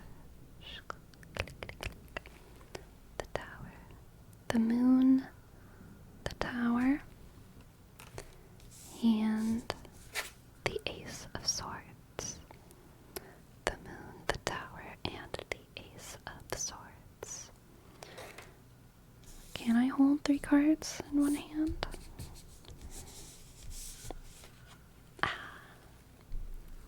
You can't really see the moon, but she's there. There we go. The moon, the tower, and the Ace of Swords. Ooh, Sinchobe. I think some kind of truth is gonna come out, and it's kind of going to, like, be, like, a little bit catastrophic. Like a little mini catastrophe, but it's probably going to be a catastrophe that's good because it's based in truth, right? Like Jesus destroying the temple, you know? Kind of a catastrophe, but like, you know, needed to happen. It needed to happen. Sometimes catastrophes are indications that something good and true has taken place. The truth will set you free. Exactly. The truth will set you free. So, I think, Sinchobe, that for you, in this week, some kind of truth will reveal itself. Some kind of truth will reveal itself. It's going to be something that was long hidden under the surface. It might be something that took place a long time ago. It could even be, and this is speculation based on the moon card always, right? But it could be something that happened before you were born. Before you were born, a lot of times the moon is referring to kind of ancestral ties and ancestral memories. It could, however, just be like a long-held secret. But some kind of truth will come out. Some kind of truth will come out. And because of that truth, the volcano's gonna erupt. The volcano's gonna erupt, alright? Roku's island might be destroyed. And that kind of explosion can be a karmic release, right? Energy that needed to be released. Energy that needed to be released. But, of course, it does cause a fair amount of upheaval whenever it is. So that's something to kind of be wary of. Let's get another card for you. We have the Two of Swords, the Two of Swords. The Two of Swords, the Two of Swords, the Two of Swords. This upheaval is going to give you new choices to make. Probably a choice of like, I guess it's going to give you an opportunity to kind of cut your losses and get out, or to stay with the catastrophe. And both choices can be valid. Whenever that kind of explosive moment happens, you always have a choice of like, okay, well, is this my disaster? Or do I want to like have this disaster not be something that I claim? And do I want to walk away from this and never have anything to do with it again? So yeah, new choices will be opened up to you as a result of this truth coming out. And Green Ninja, thank you, thank you, thank you. I would love to give you a tarot reading, Green Ninja, after we finish up this Sinchobe reading. So let's get a oracle card for you as well. An oracle card, an oracle card, an oracle card.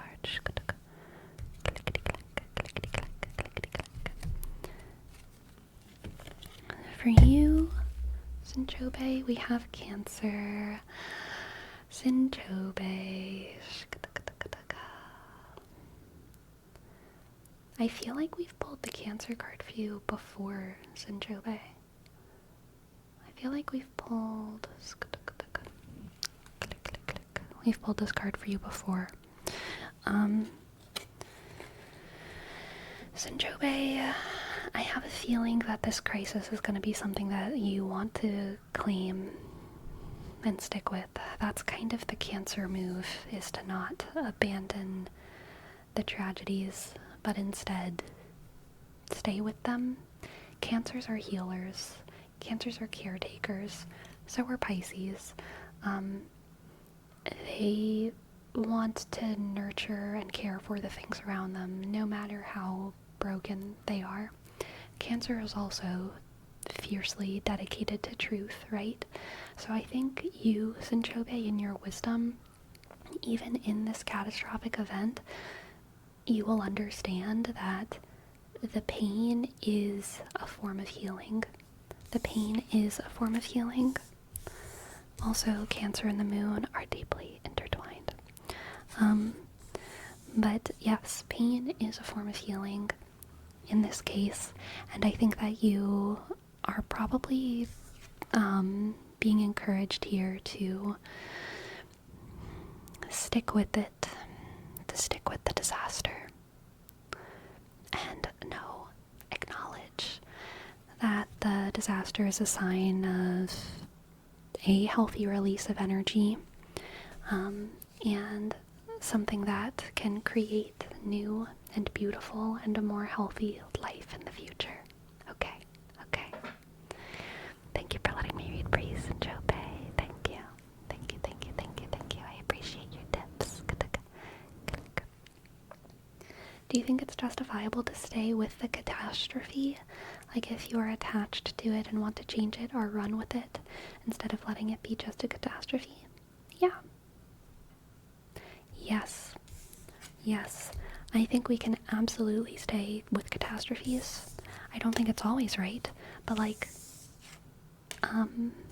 gosh, I think people get to decide what kind of life they want to live.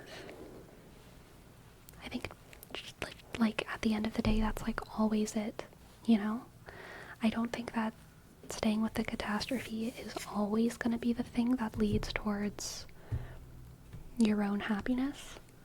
I think that sometimes staying with the catastrophe will lead towards your own happiness, but it won't always. But either way, I think it can be a fair decision. I think you can stay with the catastrophe in the hopes that things get better. You can also stay with the catastrophe knowing that it's a sacrifice, a lifelong sacrifice. But if you make that choice freely of your own volition, then I think it can be totally justifiable. We all choose our sacrifices, right? In choosing to be attached to anything, we make sacrifices. In choosing to be attached to our parents, we make sacrifices because one day our parents might get really sick and we might have to take care of them. And in choosing to be attached to our children, we might be making sacrifices because we know that we might outlive our children, which is super sad to think about, but it's true. But you can't abandon the catastrophe if it's your child. I mean, you can. Sometimes you have to cut people off, but if they're still a child, probably don't do that. But if they're just your offspring, but 40 years old, then do what you gotta do. Do what you decide you want to do. We also make sacrifices when our partners go through catastrophes, right? This actually has to do with some recent drama that I'd love to talk about. This, bro. So remind me of staying with catastrophes whenever we get through these tarot readings, okay?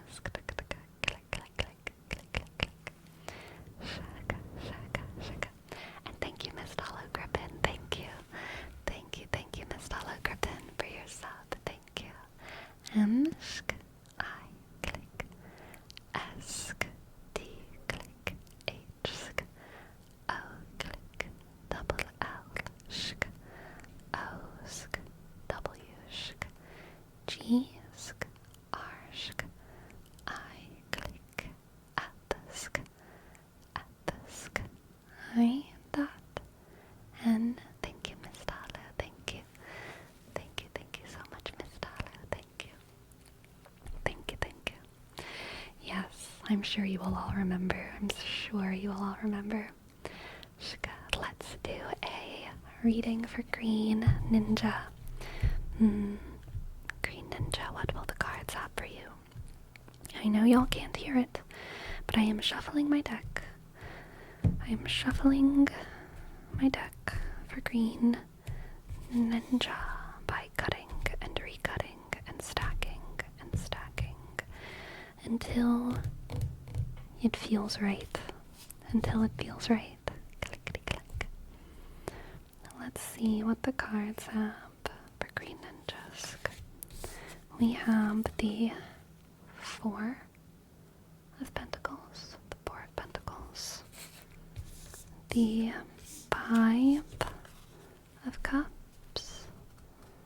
the Five of Cups, Five of Cups.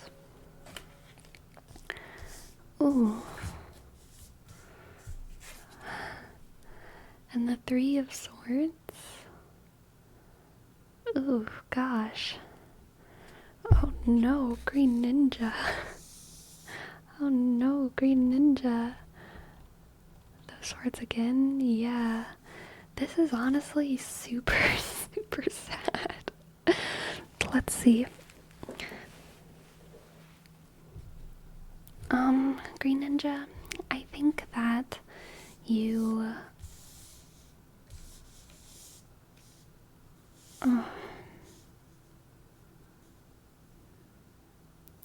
I think that you're in maybe a little bit of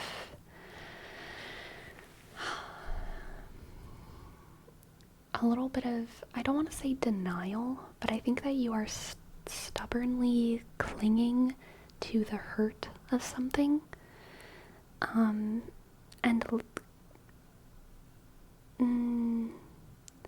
think you're kind of clinging to the idea that as long as you keep it in your head, it's not really over, or it didn't really happen. So it's kind of like you're in denial of the sadness, but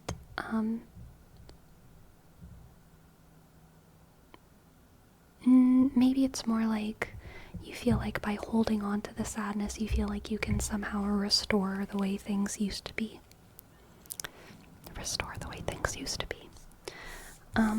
So there's both loss and betrayal, and probably something coming completely out of the blue and just hurting you. The Three of Swords is always a surprise. It's not something that you expect, but it's often something that you feel shame for not expecting it. You know what I mean? It's like all the signs were there, but you still had no idea it was coming. And so in retrospect, you punish yourself even more for having gone through it. But it's always a surprise. And it's painful and it's sad. And you blame yourself. And then the kind of loss of this Five of Cups. I really wish my camera would focus. Come on, camera. Look over here. There we go. The loss that the Five of Cups depicts is not your fault at all. It's just something that was never in anyone's control. It might have been a little bit inevitable, and it's just plain sad.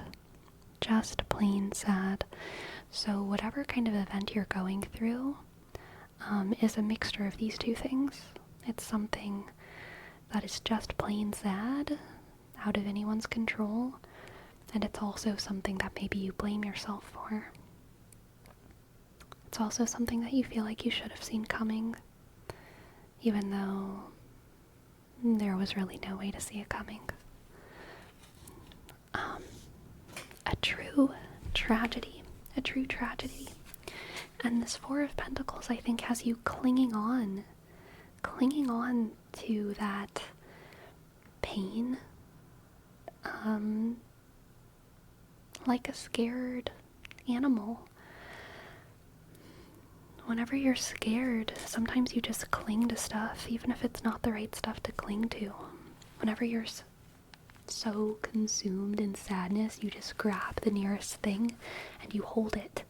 Even if the thing that you're holding is like not the good thing, it could be the bad thing. And the thing that you're holding on to here, Green Ninja, I think is involved in the pain that you're still experiencing, you know?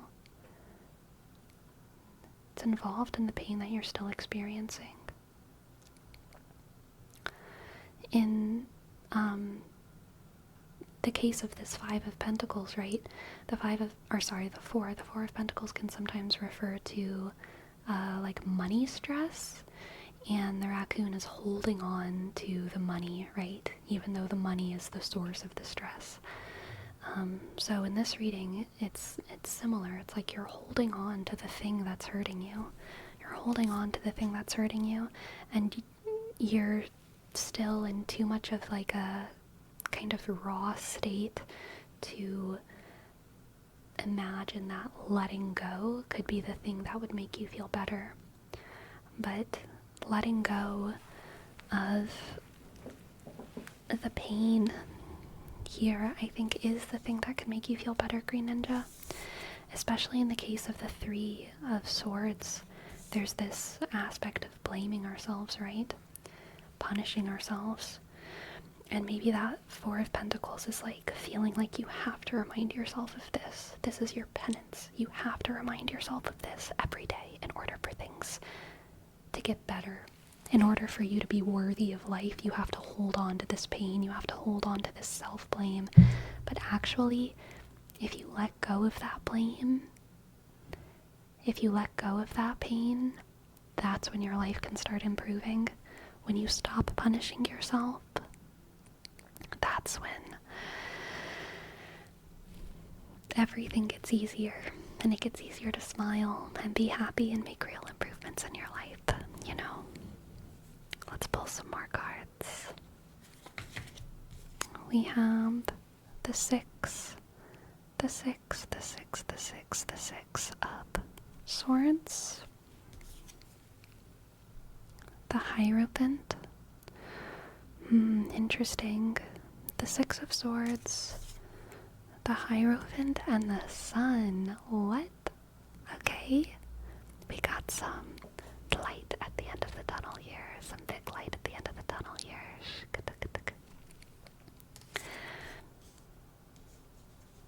Okay, so this is you finding guidance, I would say, pretty clearly.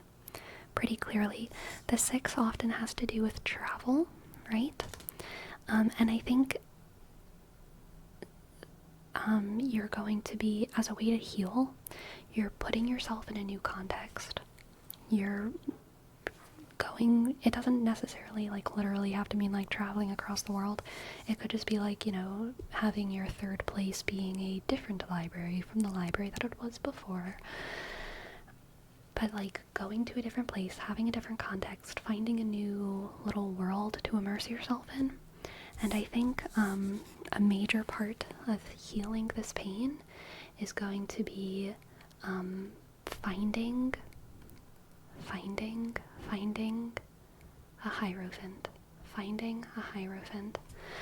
A Hierophant is going to be a mentor and a teacher. Someone, it could be a coach even. Mentor, teacher, coach. This could be getting a therapist. It could also be going to a new church and there being a priest or a pastor who's really inspiring. Or it could be some kind of group leader in another way. But this is some kind of guiding person who I think is going to help you. And the thing about gurus always is that it's rarely the message that helps, because the message is almost never unique. Okay, it doesn't, the nitpicky little things, maybe there's slight differences in philosophy, but overall almost every guru, almost every therapist, almost every whatever, they're telling you the same things, they're teaching you the same things, but the thing that makes a difference is their personality, their individual personality, and how that personality connects with you. And then also kind of like eating healthy or going to the gym or any of these things, it's having this relationship to something as part of a routine in your own life. And especially in the case of the Hierophant, I think that that is the case here, right? So like eating healthy can mean a million different things. It can mean I don't even want to list the things because it could mean so many different things for different people. It can mean going on some kind of restrictive diet like veganism, or it can mean doing something like intermittent fasting, but like kind of eating whatever you want. However you define health, and depending on what your goals are, having a relationship to something that you are able to do consistently can give you a sense of control over your own life, can give you a sense of agency and regularity that is really important in any kind of healing. And that's why, the same thing is true for exercise. Whether you're running or swimming or lifting weights, it doesn't matter that much.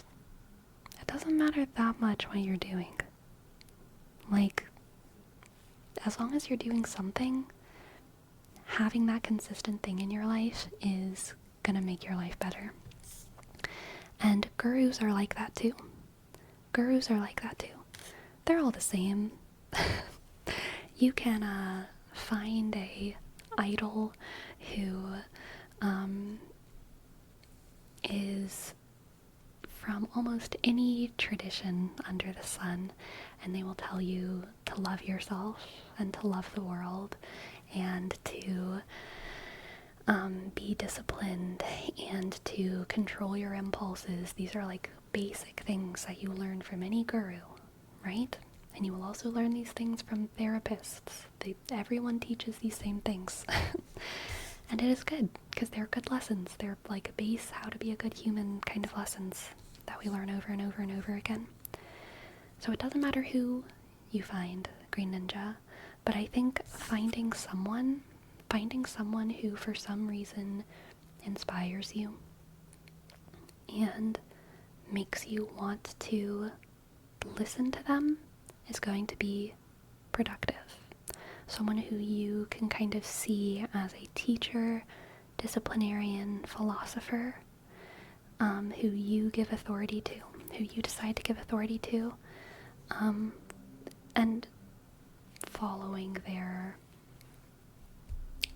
regiment and letting it apply to your life.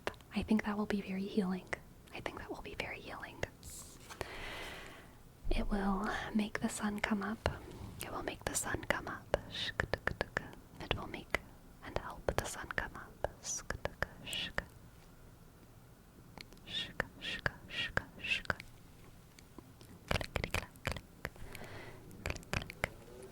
And the goal is always to help the sun come up, right? We have one more card, and it is the Hermit. Green Ninja, I feel like we get the Hermit all the time for you. Your journey is always it's an inner journey. It's just an inner journey. You are a very introspective person. And I think even though you have a complicated external life, and you're definitely not a hermit in the literal sense, you're very involved in the world, I think most of your life is still lived inside of your head, which isn't true for everyone. A lot of people's lives live outside of their mouths, and between the people around them. But I think, Green Ninja, really a lot of your life is lived inside of your head. And your journey is always going to be an inner one, and it's not going to be one that necessarily other people see, you know? People aren't going to look at you and be like, oh wow, you've changed so much. Like, you must have really gone through something. People probably aren't going to notice all of the inner workings and the changes and evolutions that you go through. But they are still very much happening. They are still very much happening. Even if people don't see them. Even if you're disguised, like the octopi. You are growing and changing, and that evolution is valid. That evolution is valid. Let's get an oracle card for you as well. Green Ninja. Oh my god. We got the other octopus. We got the other octopus. The word for the octopus in this deck is tranquilized. I honestly don't even think that matters though. I think this oracle pull is just, you know, showing us another octopus to validate the hermit. What the heck?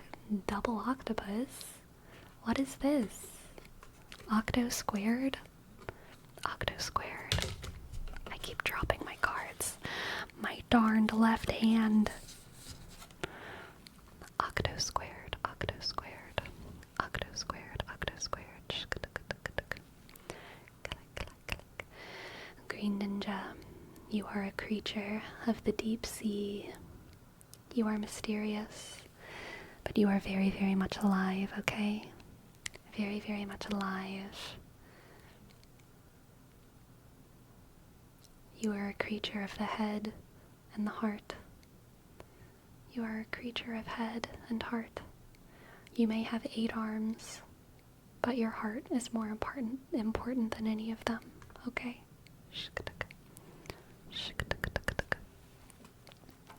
Thank you for letting me read for you, Green Ninja. I hope that resonated, and I hope you enjoyed. Also, Jamie, hello Jamie. Thank you so much, thank you so much. Thank you so much for your sub for 9 months. Amazing. You're tied with Agen. You and Agen are 9-month buddies. Welcome, Jamie. Welcome, Jamie. Welcome. Jayshk. Yusk. S-T. Click. Jaysk. A. Click. M-sk. M-sk. I. Click. E-sk. D-shk. O-sk. D. Click. G-sk. E-shk. R-shk. Thank you, Jamie, Jamie, Jamie, Jamie. Jamie, Jamie, Jamie, Jamie. Thank you. Click. Click, click. Hello, Jimmy Neutron. Welcome to the chat. Hello, hello, hello, hello. Hey, you know, can you do the tracing with the other hand?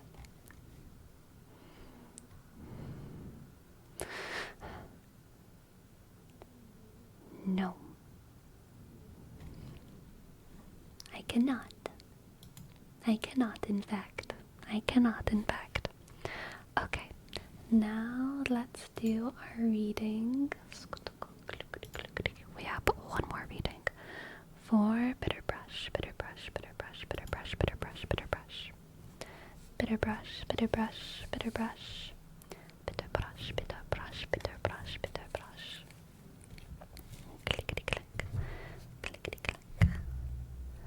Let's see what the cards have for bitter brush today. Bitter brush today.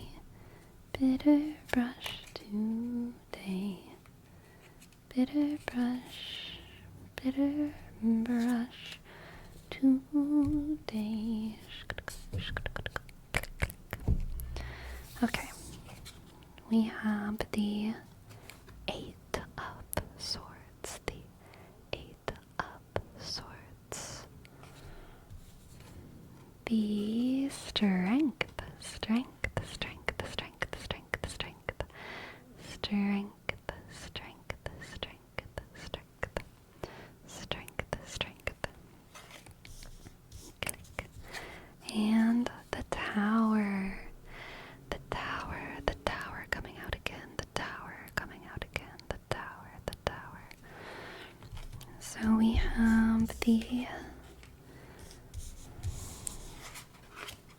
Oh, no, that won't do.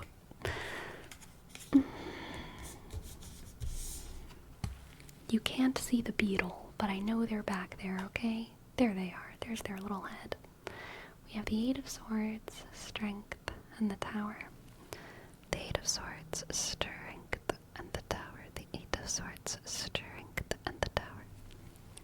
Clickety click. Click, click, click.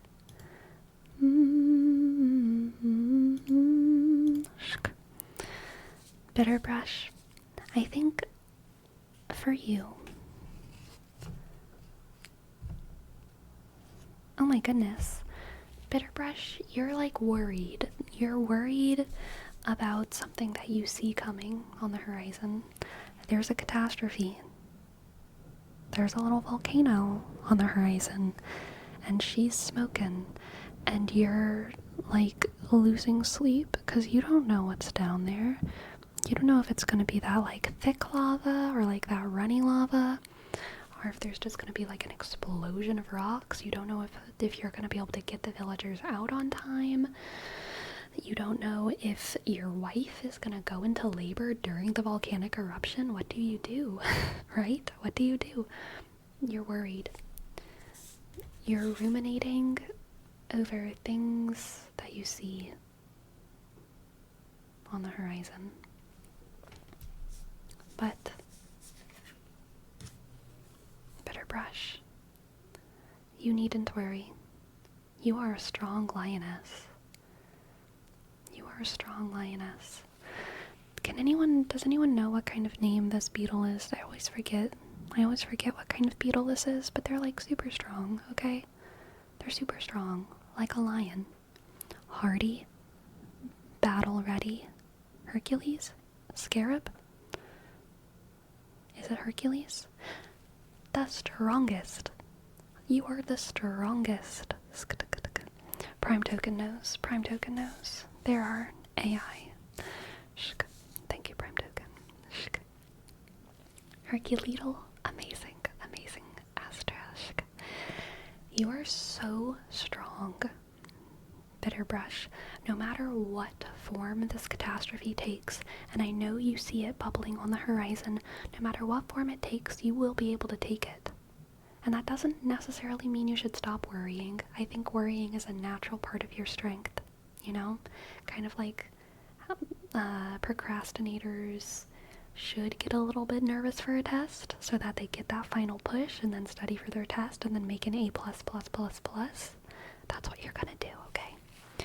Your stress is nothing to feel ashamed of. I think your stress is part of your strength.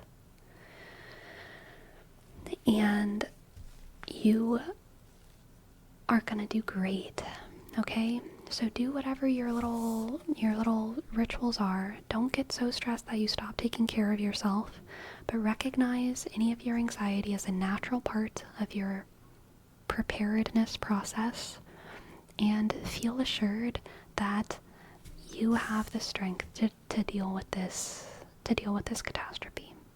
Okay? You have the strength to deal with this catastrophe. You are so very, very capable.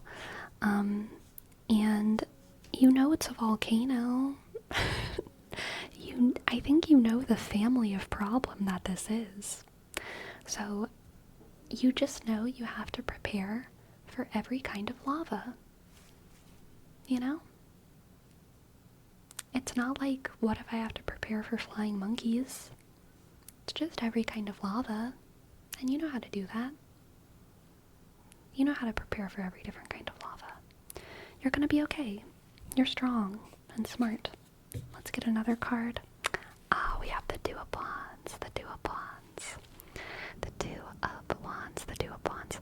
This is another card about foresight. Foresight.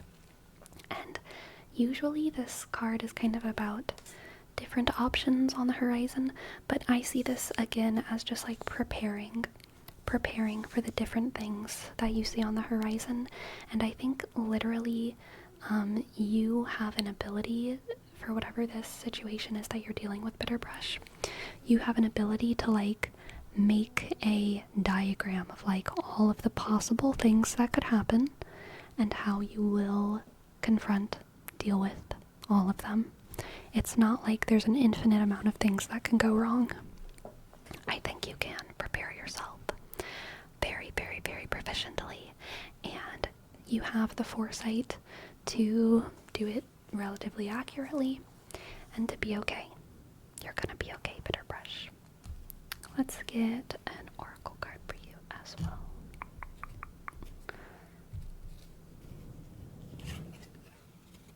Oh, I dropped it. I saw it though. It was the Pisces card, but I'll get it.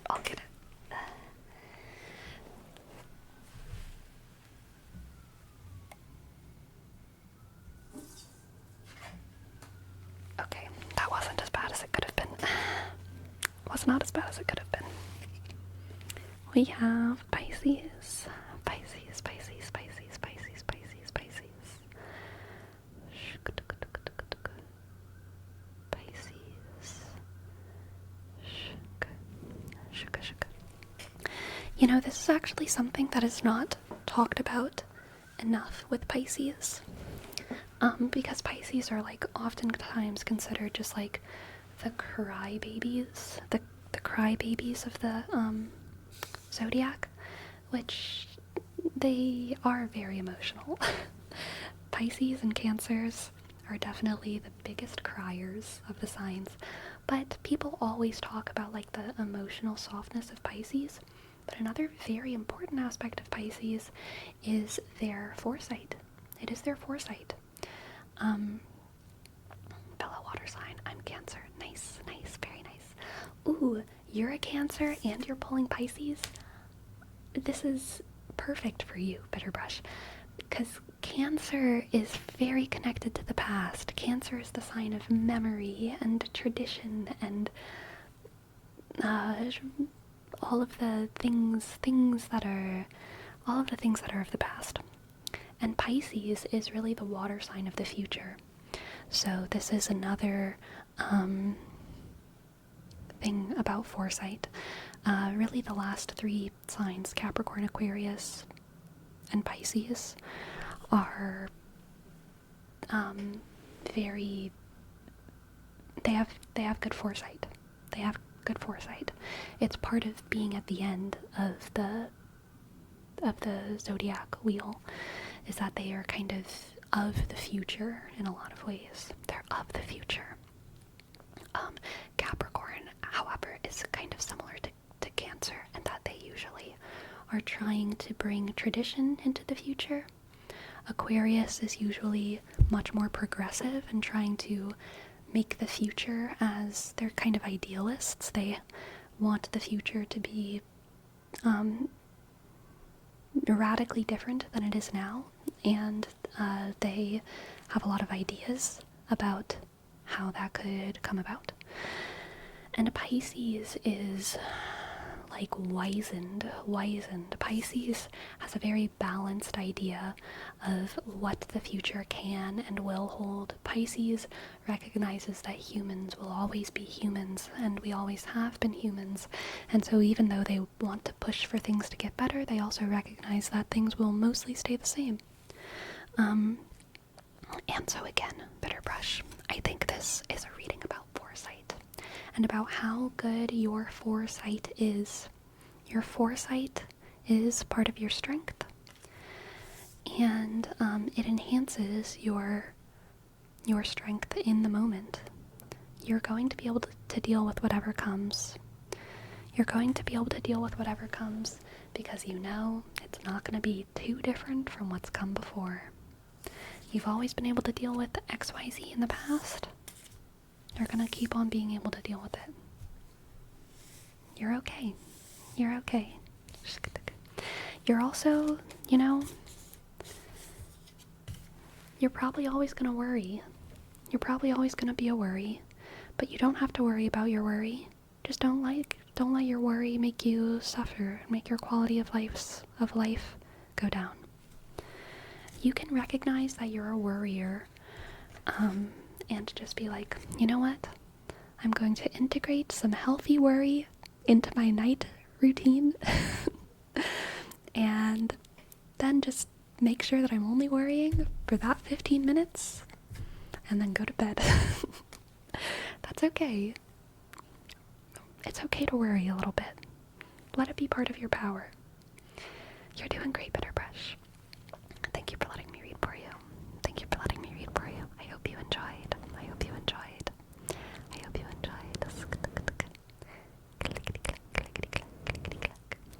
Alright. Oh, look at the time. It's time to have a crisis for the next half hour. I mean, like, as a woman, sometimes that's how it is, you know? Sometimes that's how it is. That resonated. I can be a worrywart, but I'm trying to get better. Yeah, that's fair. That's fair. I'm like that too. I feel like life is always a battle between, like, do you put crisis time in your calendar?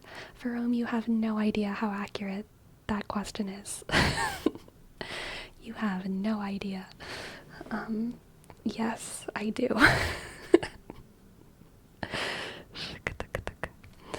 You just gotta embrace your worries. You embrace your worries. Okay, now we have a word wrap for little Sharky. Little Sharky, little Sharky, little Sharky. Little Sharky, little Sharky, little Sharky, little Sharky. Little Sharky, little Sharky. Little Sharky, little Sharky, little Sharky. Little Sharky, little Sharky, little Sharky, little Sharky, little Sharky. Thank you for being so patient, little Sharky. I appreciate it. Little Sharky, little Sharky, little Sharky. Little Sharky.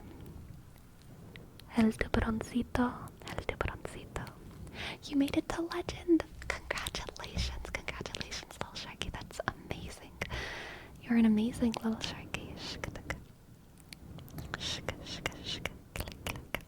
I want to get through all of my redeems and then I will go on my break.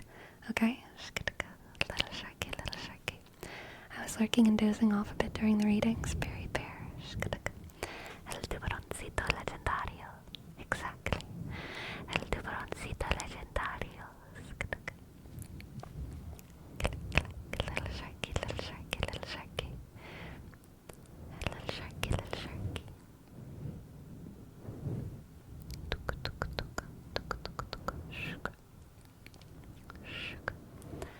Alright, and Olivia.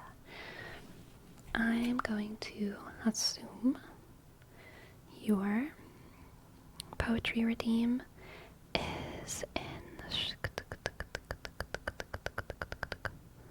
Discord. Yes. Yes, excellent, excellent, excellent.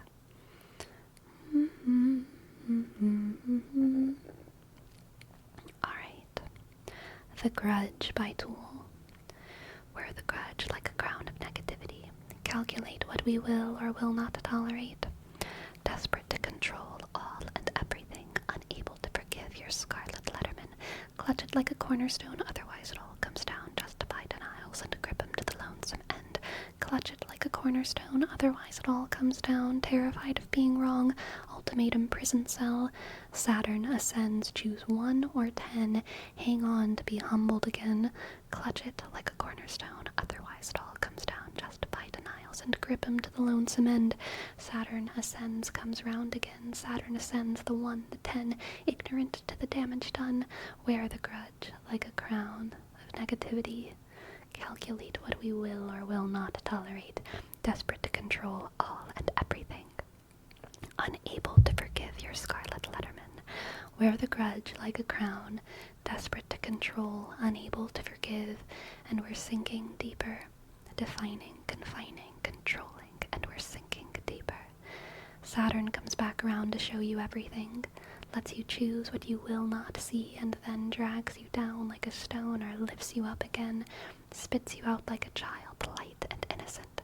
Saturn comes back around, lifts you up like a child, or drags you down like a stone to consume you till this go. Give away the stone, let the oceans take and transmutate this cold and fated anchor. Give away the stone, let the waters kiss and transmutate these leaden grudges into gold. Let go. That was really nice. That was really nice, Aunt Olivia. I really like that last line.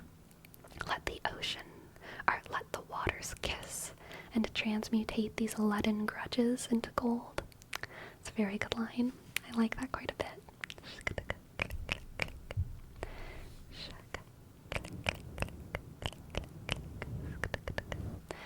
Alright. And Gisli, Gisli, Gisli, Gisli. What can I read for you? What can I read for you? Gisli, Gisli, Gisli.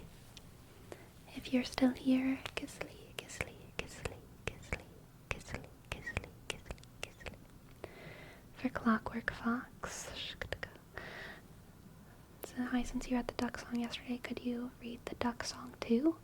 Okay, I will try and find it. I will try and find the lyrics. Let's see. Duck song 2. If it doesn't come up, I might need you to send me the lyrics. Duck song 2 lyrics. It does come up. Okay. Let's see. Tell me another duck story. A duck walked up to a corner store and he said to the woman running the store, "Hey, got any grapes?" The woman said, "No, it's a corner store. I mean, grapes aren't really what we're known for. We've got some grape drinks." The duck said, "They kinda stink." Then he waddled away, waddle to the very next day. Then the duck walked up to the corner store and he said to the woman running the store, "Hey, got any grapes?" The woman said, "Oh, it's you again, duck. I already told you you're out of luck. We got some grape gum." The duck said, "I'll take none." Then he waddled away, waddle, then he waddled away, waddle, then he waddled away, waddle to the very next day. When the duck walked up to the corner store and he said to the woman running the store, "Hey, got any grapes?" The woman said, "Look, I'm not trying to shout, but please either buy something or get out. We don't sell fruit." The duck said, "I'm kinda cute." Then he waddled away, waddle, then he waddled away, waddle, then he waddled away, waddle to the very next day. When the duck walked up to the corner store and he said to the woman running the store, "Hey, got any grapes?" The woman said, "That's it. The next time you ask for grapes, I'm gonna tape you to the wall with this duct tape. Do I make myself clear?" The duck said, "Yes, dear." Then he waddled away, waddle, then he waddled away, waddle, then he waddled away, waddle till the very next day. When the duck walked up to the corner store and he said to the woman running the store, "Hey, you got any grape chapstick?" "What? Got any grape chapstick?" "Actually, we do, but you don't have money, do you?" Do you think you could put it on my bill?" Then he waddled away, waddle, then he waddled away, waddle, then he waddled away, waddle. Excellent. Amazing. Thank you for that one, Gisli. Thank you. Okay, now for Clockwork Box, here's your name trace.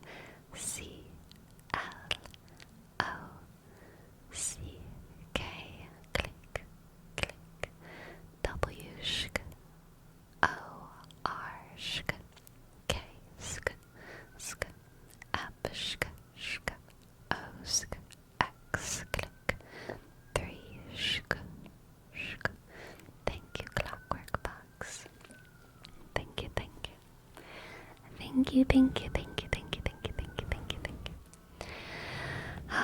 Alright, my friends, I'm going to go on my break for a little 5 minutes, and then I'm going to come back for more tingles. Alright. I will see you all very soon.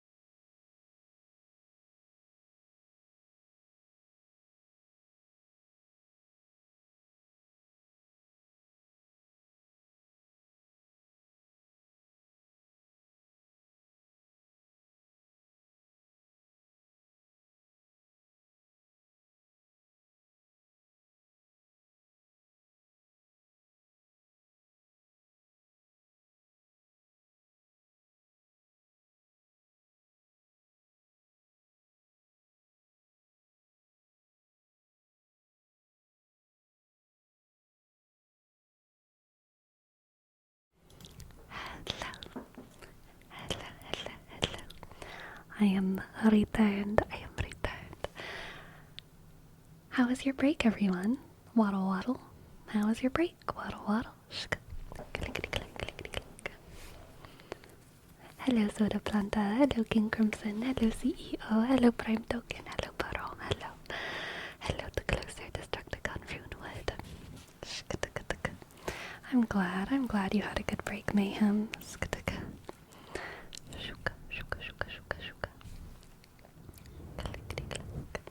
Clickety-clack. Sleepy catastrophe. Ah, yes. Staying with the catastrophe.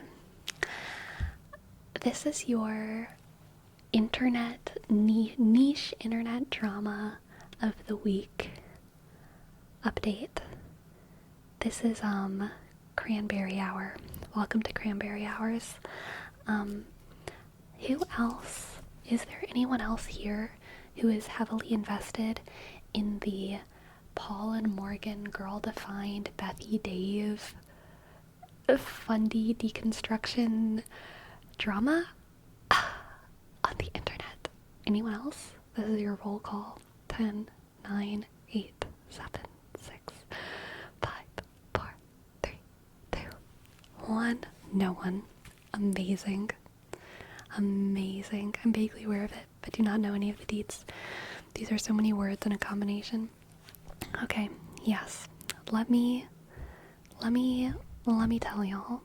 So, in order to understand the colliding worlds, we need to talk about who Paul and Morgan are and who Girl Defined are.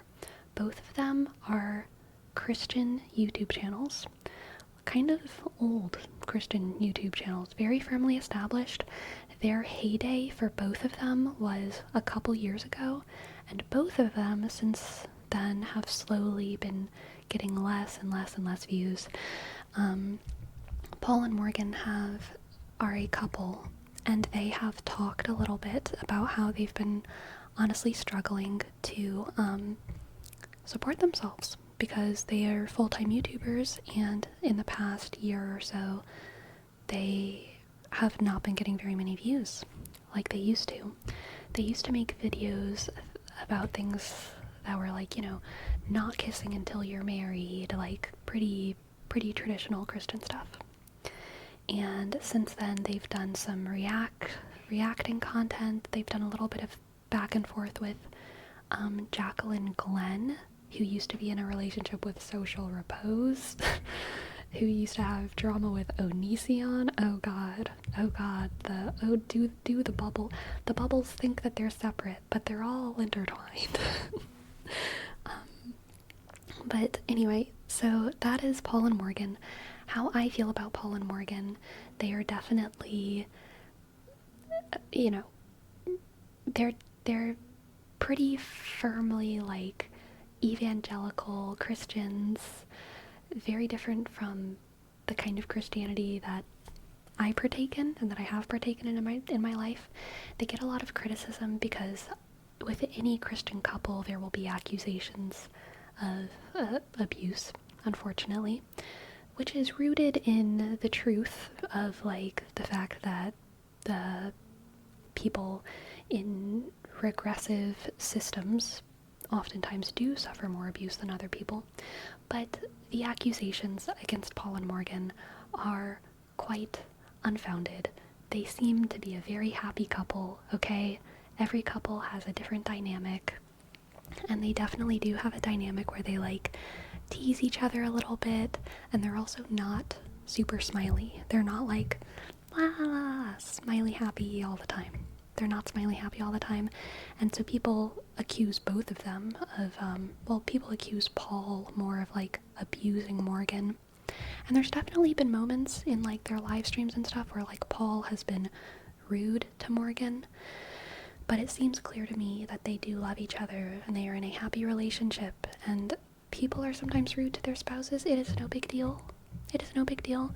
Paul has also oftentimes apologized for cutting her off and doing all of these things. It's all unfounded speculation? Yes. In my opinion, unfounded speculation. Morgan used to be this like up and coming pop singer, and then she kind of like left it all behind and took on this like traditional role as a housewife for and with Paul, and also like for her faith and all of these things. So people will also look at that and be like, Paul stifled this like young artist and like stole her away from her dreams. But it really does seem like she wants it, she loves it, she's embraced it. She is beautiful and adorable and laughs a lot, and she seems to love motherhood. And you know what? I think they're a fine couple. I do not stand for their belief system, but they seem happy, and that is what is important. Additionally, it's none of your business how rude a couple you are. Not part of it. No, not part of is... Wait. I need to read that again. Okay. Additionally, it is none of your business how rude a couple you are not part of is to each other. Agreed. Relationship dynamics are very personal things. Totally agreed. Totally agreed. Not every relationship looks like every other relationship, and thank goodness we're all trying to date different people and not the same people. Am I right? They decided to date each other and get married with each other and to love one another. And that is so good for them. That is so good for them. So that is who Paul and Morgan are. They have recently started a series called 24 Hours With, and then it's like a fill in the blank. And the fill in the blank is always another Christian YouTuber who usually has differing views, a different kind of Christian. Twitching Jason and TM Forness, thank you. Ogden, how dare you make me laugh? I'm in the middle of thanking people. Thank you so much, Twitching Jason and TM Forness. And not Eden's Garden. Hello, welcome. Thank you for the raid. Thank you for the raid. Hello.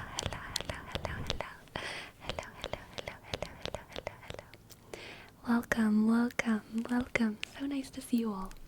We are doing our YouTube drama catch-up session.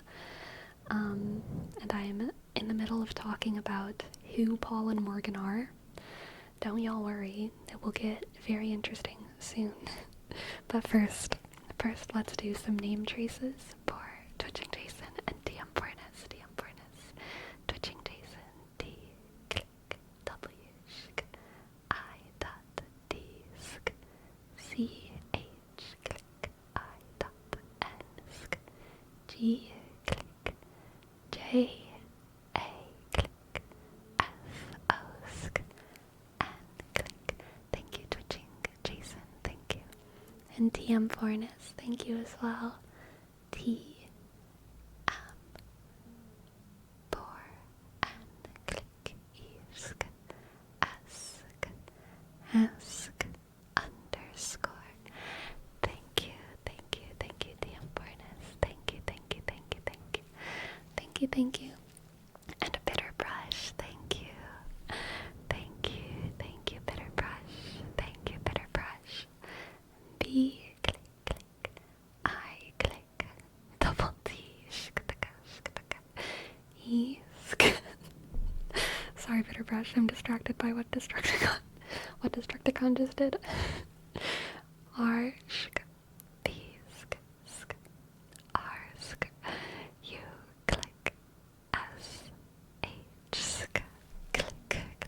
Thank you, Bitter Brush. Thank you so much for gifting a sub. I appreciate it. And Destructicon, I cannot believe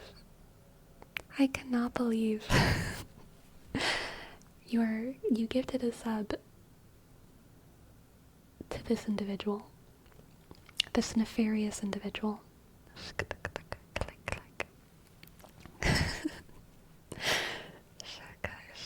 Truly a menace to society and to all of chat, but alas, they still deserve a name trace, so here you go.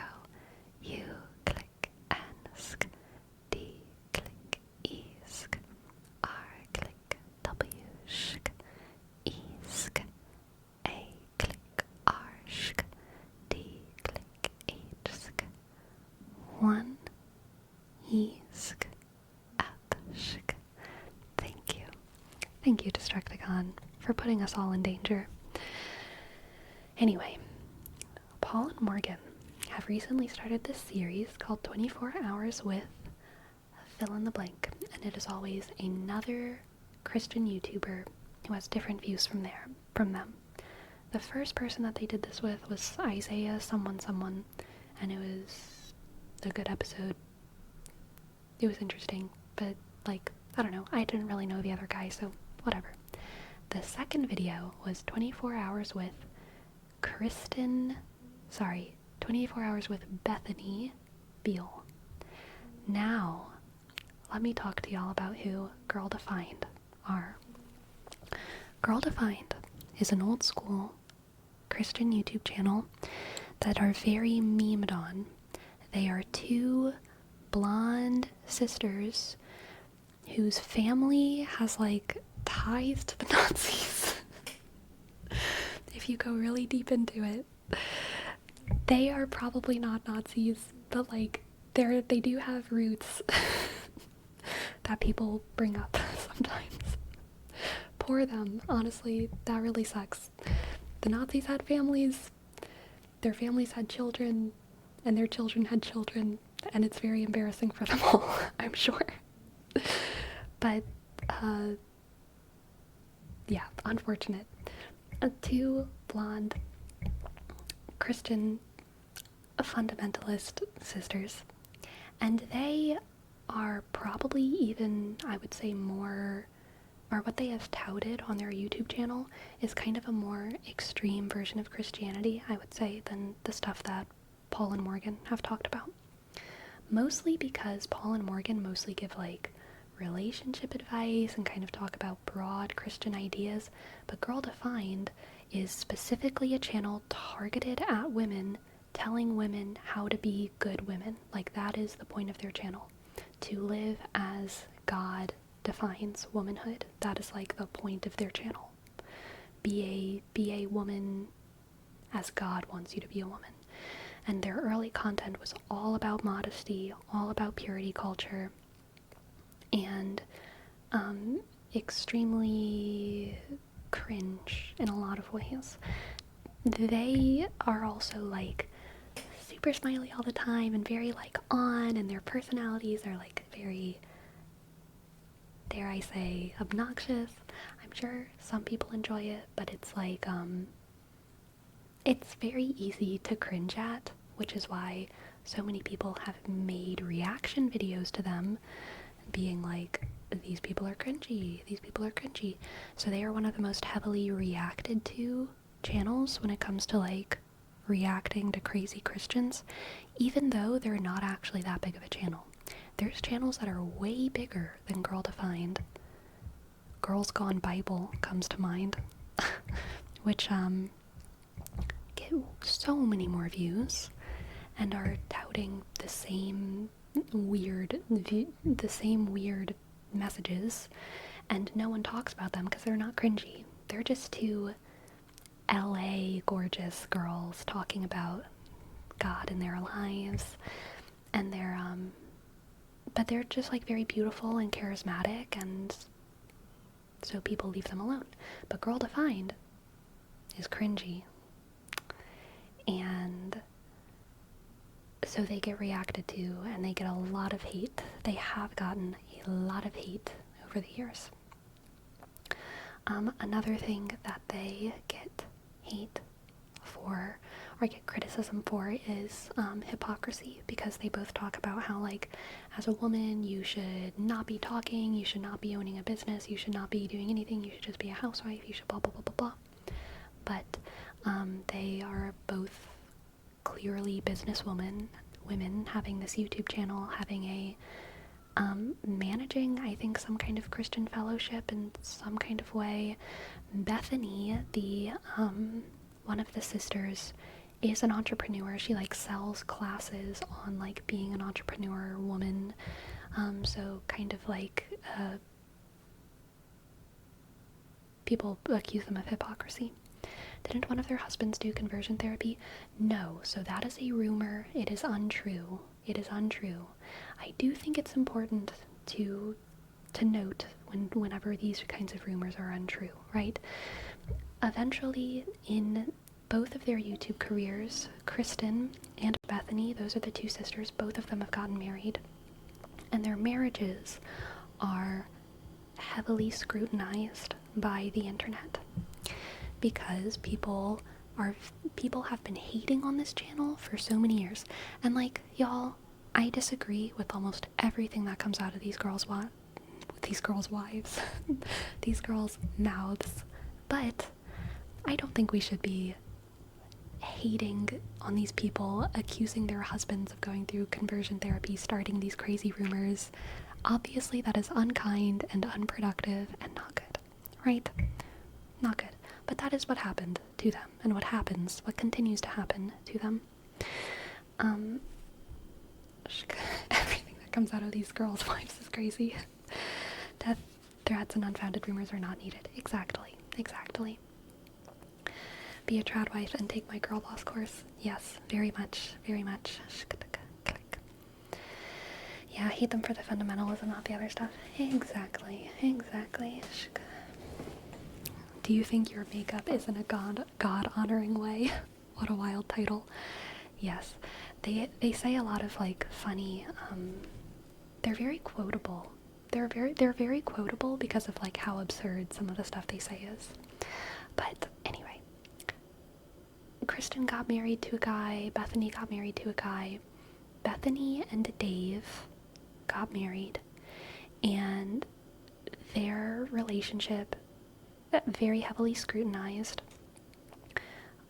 And Bethany started talking about once she got married, her channel became or not her channel, I think it's mostly on her Instagram, which I haven't seen any of her Instagram because I don't have Instagram, so I'm not like in that, but I hear about it.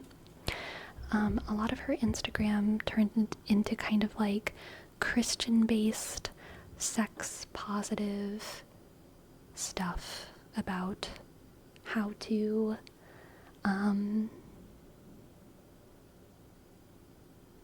be a good wife, how to enjoy marriage like God wants you to enjoy marriage.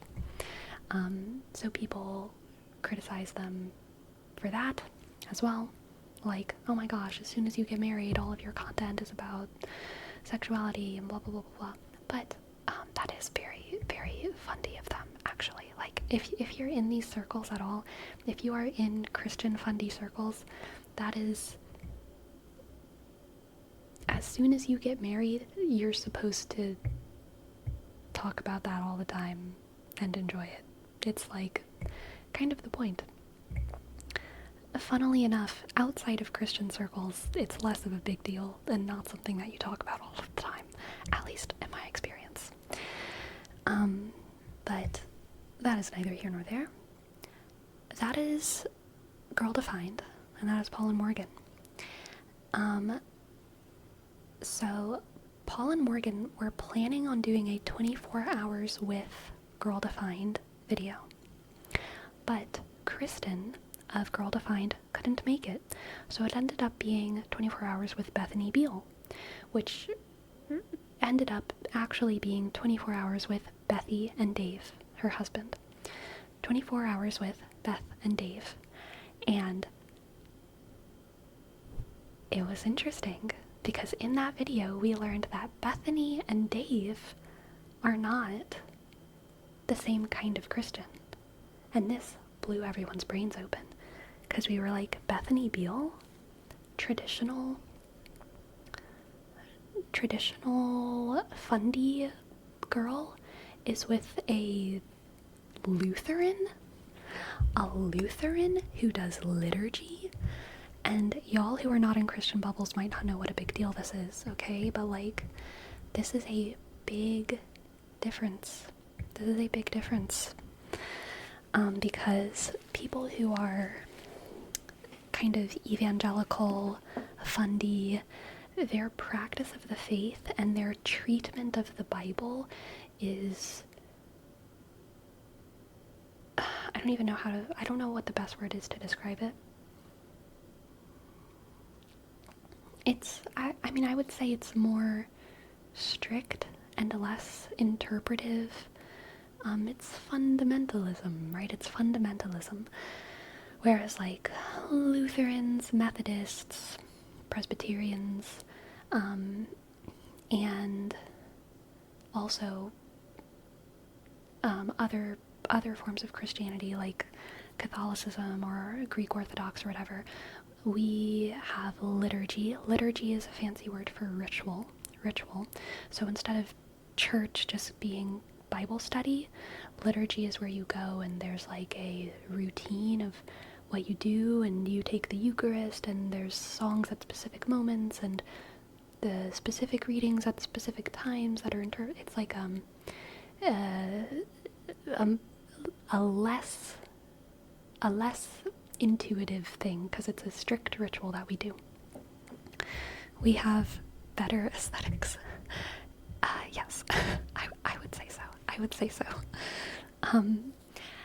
But a lot of fundamentalists look at liturgy as kind of a distraction from the word, a distraction from just reading the Bible.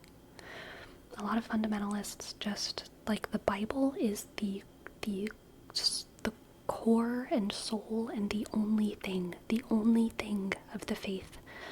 Whereas other traditions have, like, the written word and also oral tradition, and also the written word is more than the Bible. Like, the written word is also the writings of the church fathers and the catechism, the writings of saints. Like, we have, like, other things. We have art that we, like, really love and we look at. We have history. We have all of these other things. Fundamentalists are like, the Bible is the only thing. Everything else is a distraction. Everything else is not only a distraction, but possibly demonic.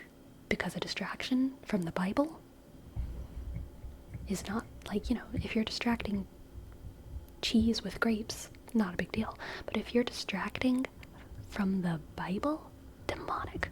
So depending on how fundy you are, the accusations against Lutherans or Catholics can be different levels. Some of them are just like, it misguides you, but some of them are like, it's demonic. All of this to say, the idea of Bethany Beal having a husband who goes to a Lutheran church was like, what to everyone? And Bethany even being like, you know, since being married to him, we've gone to church with him. We've gone to church with them. And I've changed a lot since being with him. And so there was a couple major things that came out of this 24 hours with Bethany Beal video.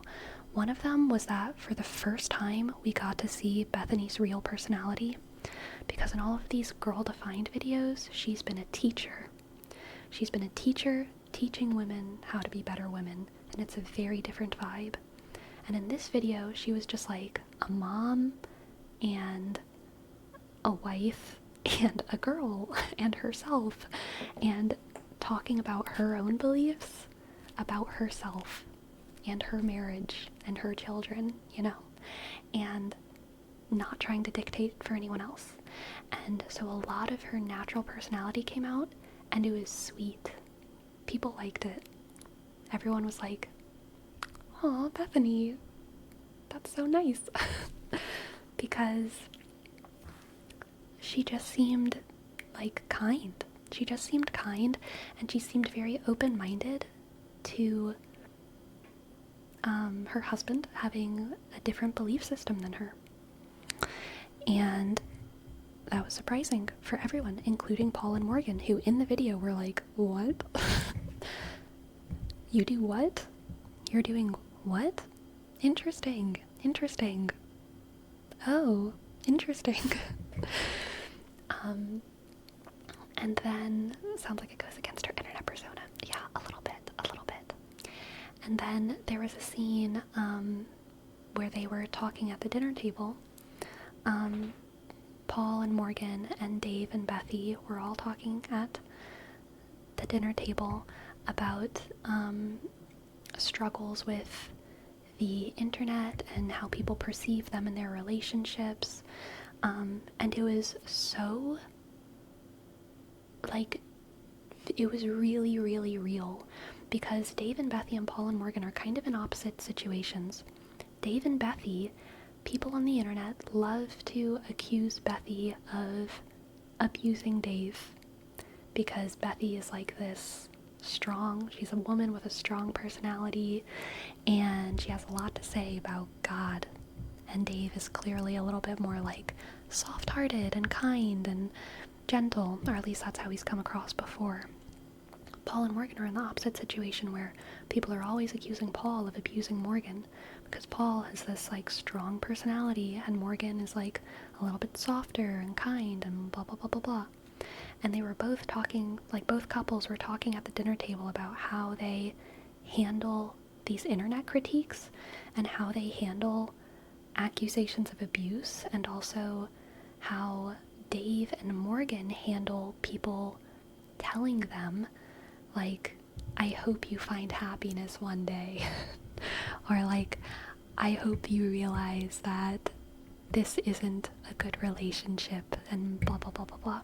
People offering to save them. Morgan even talked about how like people have offered to send her money before, in order, like, how much money would it take for me to give you to get you out of that relationship, and how she's just like, I don't want that. You know what I mean? So they were bonding over that. It was a really interesting conversation, substantive conversation, that like you really just don't see people talk about so rawly on the internet. And you've talked about it before, or they've talked about it before by themselves on their channels, but seeing them talk to each other about it was so cathartic and interesting. And also seeing Bethany and Paul being there, obviously both kind of like sad about these accusations that get thrown at them, but understanding of their partners and like how it's also weird on their end. The whole thing was just like an interesting, good conversation.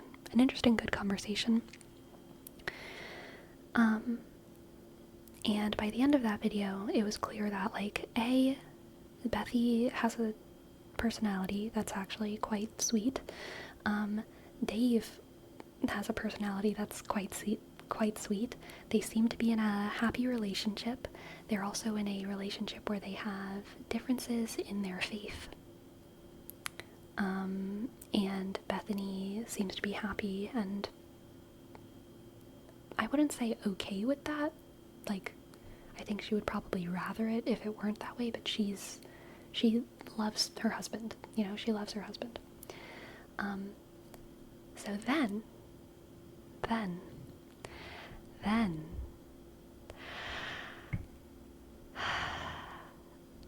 Bethy started a new YouTube channel called Bethany and Dave, or maybe it's Beth and Dave, I can't remember, of them reacting to the 24 Hours with Paul and Morgan, where they decided, because the comments were asking for more information about their faith differences and what exactly those differences are and how deep those differences go and all of that.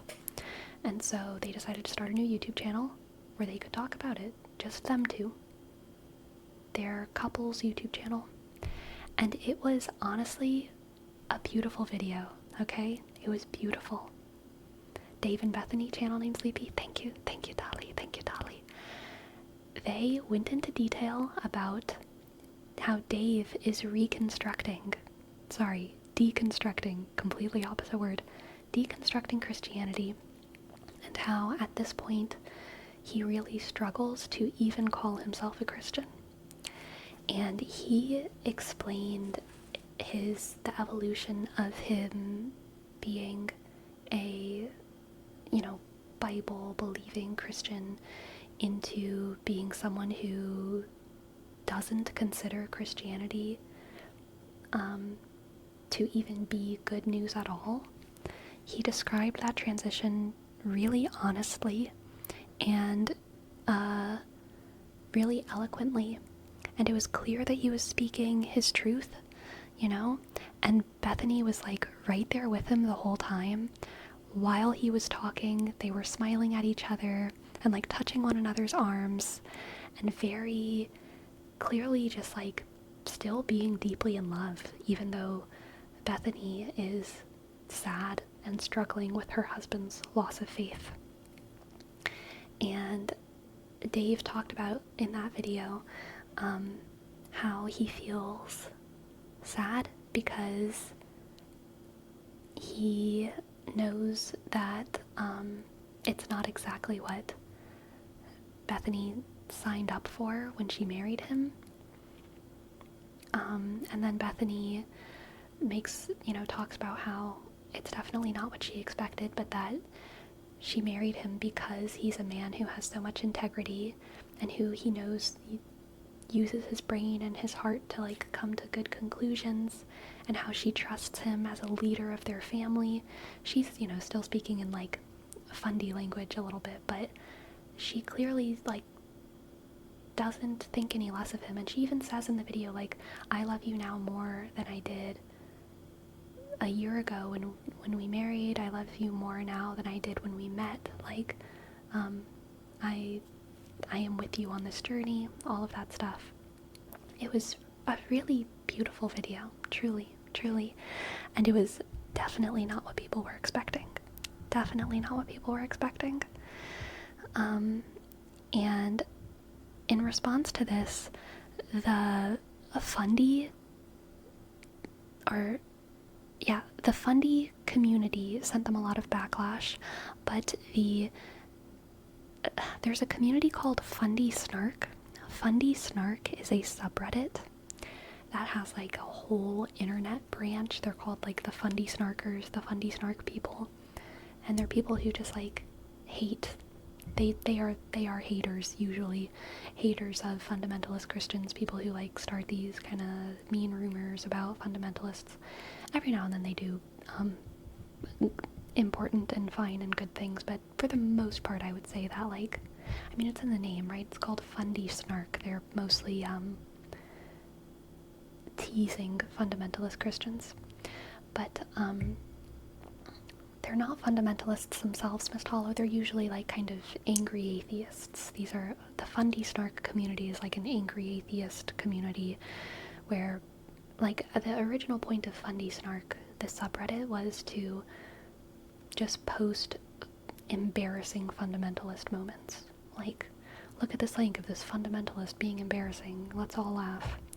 That was the original point. And since then, the Fundy Snark community has kind of grown into like this whole, like, I don't even know what to call it, group of people who heavily criticize fundamentalists, which, to be clear, fundamentalists do deserve critiques, but no one in this world deserves complete hate, right? And being disregarded and being lied about and being critiqued for their bodies or voices or these arbitrary things that no one should be teased about, right? So Fundy Snark can be a very hateful group sometimes.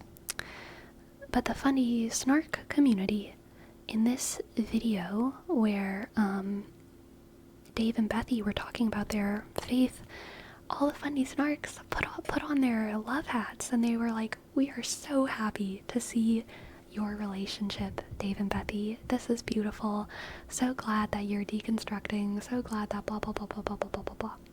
So they all became nice. Of course. Why wouldn't they? And they're just receiving a lot of love right now, which is valid. I'm glad that Dave and Bethy, because this was a beautiful video. This was a super cute video. And honestly, like, for people who are in religious bubbles, there being a difference in faith between two people in a relationship, it can be a really, really difficult thing for relationships to go through. Like, especially if you're Mormon, or especially if, you're in these, like, super fundamentalist communities, there can even be people who are like, if your spouse leaves the faith, you need to leave that relationship because they will stop you from getting into heaven. So it can be a super difficult thing for these kinds of couples to go through, but it really seems like Dave and Bethy are like making it work, and they're they're loving one another through all of their differences. Yes, I would say that is very extreme for and unhealthy. But yeah, so they were getting a lot of love on that. And then recently, Paul and Morgan finally reacted to that video. And in that video, Paul and Morgan were mourning the loss of Dave from his Christianity, from their Christianity. Are Mormons considered fundamentalist Christians? No, they are not. They are considered, I would say, I think extreme has too much weight to it, but they are considered a very, very, very, very strict religion. I don't want to say they're extreme because I feel like that implies that they're all extremists, which they're not. But like, they are extremely, extremely strict, and they have a lot of social rules and stuff like that.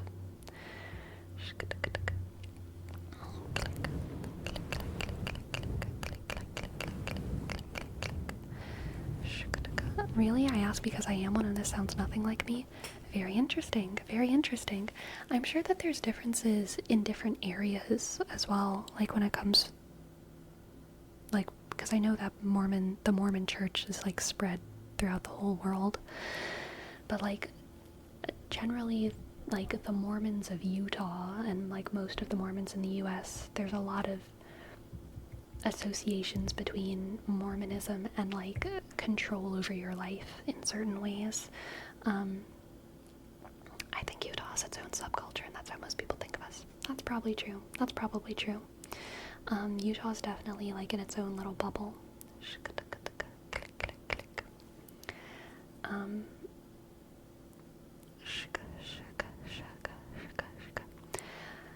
Then are Puritans fundamentalists?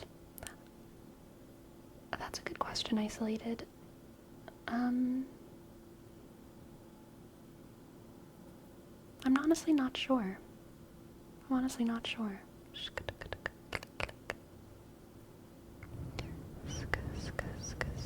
Sleepy, this got me curious. What kind of Christian would you consider yourself? Just Catholic. Catholics are not. So, like, if you're interested in the divisions of Christianity and what the lines are between all these different things, the YouTube channel Redeemed Zoomer is actually like the specialty. Like, that is the channel that you want to watch, okay? The YouTube channel Redeemed Zoomer, the whole point of their channel is like talking about the minor differences in all of these different sects of Christianity. But Catholicism is not considered evangelical, not considered Puritan, not considered fundamentalist, and also not Protestant. Yeah, denominations. Thank you, Green Ninja.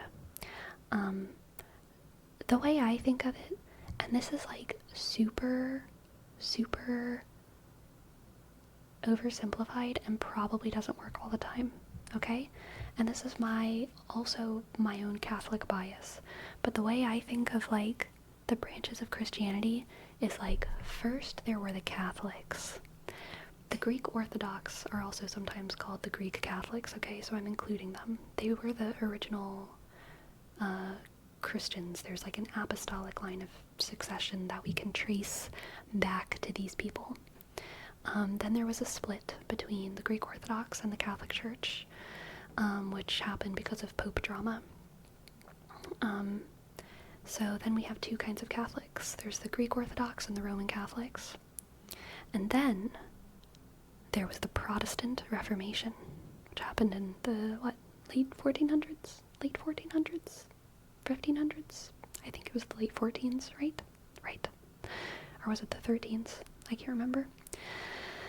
I think it was the 14s. But that was when Martin Luther started more Pope drama, but also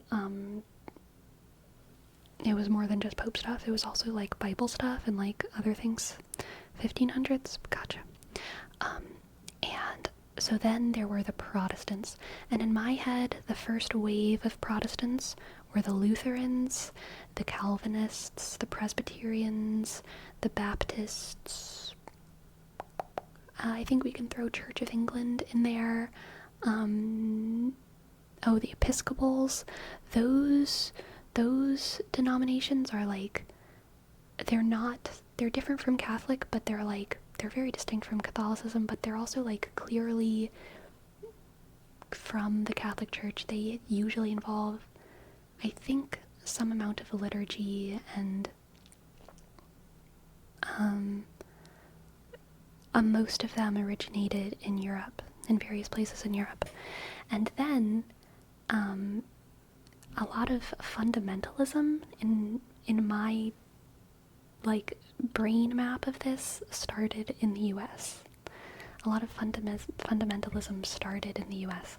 Now, there's also fundamentalists in other countries, Christian fundamentalists, but whenever I'm thinking about fundamentalists, I'm almost always only thinking about American fundamentalists, because I have no idea what fundamentalists in Uganda are doing. Like, I have no idea, but I know that Christian fundamentalism exists in countries in Africa. I just have no idea what it's like. So whenever I'm thinking about fundamentalism, I think of it as being like an American thing. Fundamentalist is an American movement. Yeah. And fundamentalism is tied to America in a lot of ways. It's usually deeply tied up into patriotism and politics. Fundamentalism and politics go hand in hand. Other forms of Christianity can get swept up into politics, for sure, but there's also, like, similar to how in Buddhist theologies, Hindu theologies, these things can definitely get politically involved, especially like in India. Obviously religion is heavily tied into their politics, but when you look at like the base roots of these religions, even things like Islam, well, actually I shouldn't talk about that. I don't know if that's real. Like, I don't know if what I'm about to say is true about Islam, but I think that in most of these like world religions, there's an aspect of the religion that's like, live in the world, not of it. You know, like, separate yourself. And don't let the movements of the world bother you. Find your joy in the afterlife. Find your joy in salvation. Find your joy in meditation away from the world. Fundamentalism is not like that. American fundamentalism is like, pray with your vote. You know what I mean? Pray with your vote. So that's a major difference between, I would say, fundamentalism and most of the rest of Christianity. Again, it's not a clear binary. Having grown up in like a Catholic town, people do bring up politics and make it like a Catholic thing, but it's less of like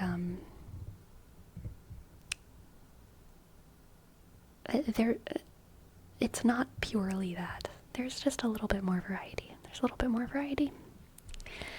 Mixing religion with politics seems like a no good formula. Let me tell you, for Rome, they've always been mixed. Together. Not America. Politics and religion not being mixed together is like purely a European thing that started in like the last like 100 years. Very new and very strange. Most of the world, for most of history, has had politics and religion deeply intertwined.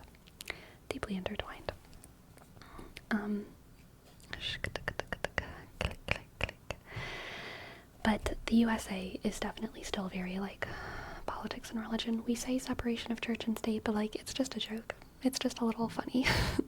It's just like a way, it's like denial, active denial. Active denial.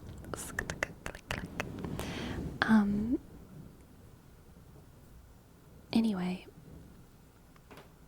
a lot of the Puritans, so I this is again my brain map, my own brain map. I'm not perfectly sure if it's like real, but in my head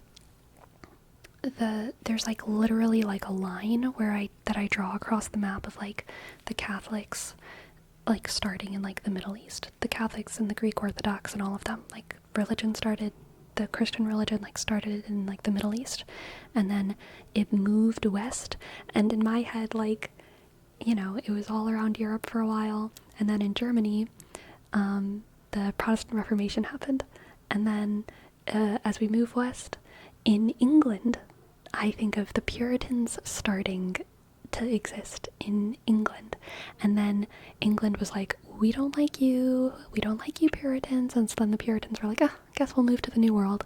So then the Puritans came to America, moving further west, and in my head, Puritans came from Europe to America, but fundamentalists started in America. In my head, the fundamentalists didn't come from Europe. I mean, they did come from Europe. They were like white, but like they were like Christians in America that started taking things a little too seriously. That's how my brain map works it out. But I don't think that's perfectly accurate for every single denomination. But in general, I think that's kind of fairly accurate. Was America Christianized when they arrived? No. Well, I don't even know, actually, how to confront that question. No. The Puritans were, like, settling the U.S. in a lot of places. So, America was, like, Native Americans. I mean, native people had the land. The Puritans' focus was on purifying the Church of England based on their interpretation of the Bible. Fundamentalism is more broadly concerned with opposing modernist interpretations of Christianity, and also only as of the 20th century. Nice. So they brought the religion? Yes. Well, most of the people who immigrated from Europe to the U.S. were Christians. The Spanish people were Catholic, the French people were Catholic, and the English people were Protestant, various types of Protestants. And people from other countries were either Protestant or Catholic. But there were a lot of, like, specifically Puritans who were kind of being kicked out of England because England didn't want them. And they would come to the U.S., and a lot of them settled in, like, Pennsylvania, and they made, like, their own little Puritan communities.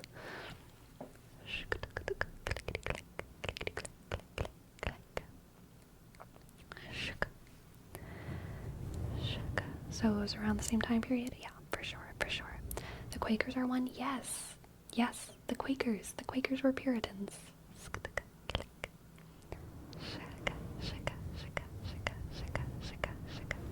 Okay. Abby, thank you so much for your tip. Thank you so much, Abby. Let's see if we can get you a tarot reading going. What would someone from Louisiana know about the lasting legacy of French Catholicism in the USA? I mean, I feel like I know a good bit about it, but I don't know what to say about it. There is a lasting legacy of French Catholicism in the USA, especially in Louisiana, and I would say along the entire Gulf Coast. Like, you see that stuff in, like, on the Mississippi and Alabama coast a lot as well. There's, like, it's a joke, Sleepy. Oh, sorry. I'm bad. Mississippi, Alabama, Florida coast has a lot of that French Catholicism in it. Sarcasm font needed. True.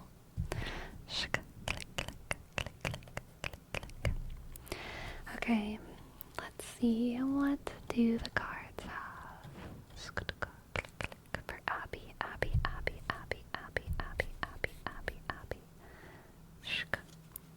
We have for Abby. I just pulled up 4 cards instead of 3, so we're going to stick with it. We have the Hierophant, the Hierophant, the Hierophant, the Hierophant, the Hierophant, the Hierophant. The Empress, the Empress. Very strong start, very strong start. The Hierophant, the Empress, the 10 of Pentacles, the 10 of Pentacles, the 10 of Pentacles, the 10 of Pentacles, the 10. 10 of Pentacles, and the Queen of Pentacles. Oh my gosh, what a strong reading. Let's see if I can pick up all 4 of these cards with one hand. I don't think I can. We have the 10 of Pentacles and the Queen of Pentacles. The 10 of Pentacles and the Queen of Pentacles.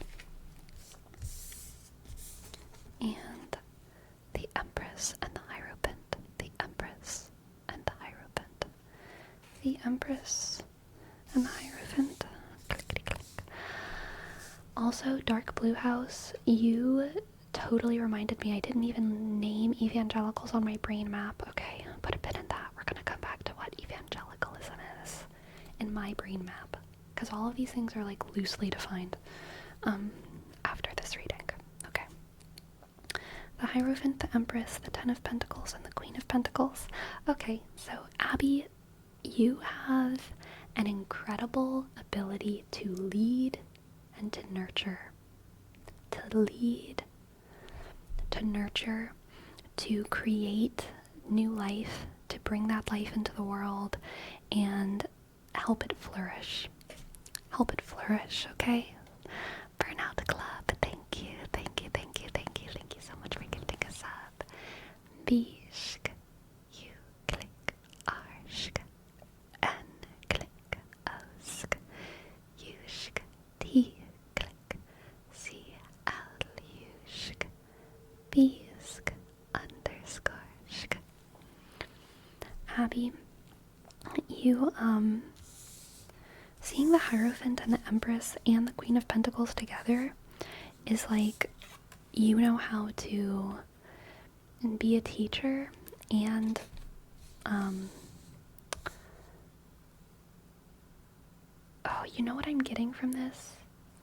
What I'm getting from this is like gardener energy, especially with the Empress and especially in this deck with it being a flower.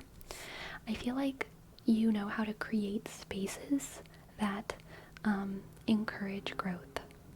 Okay? You know how to create spaces that encourage growth. So another good example could be like school principal, teacher. Yeah, I think you know how to create a space, because the Queen of Pentacles is all about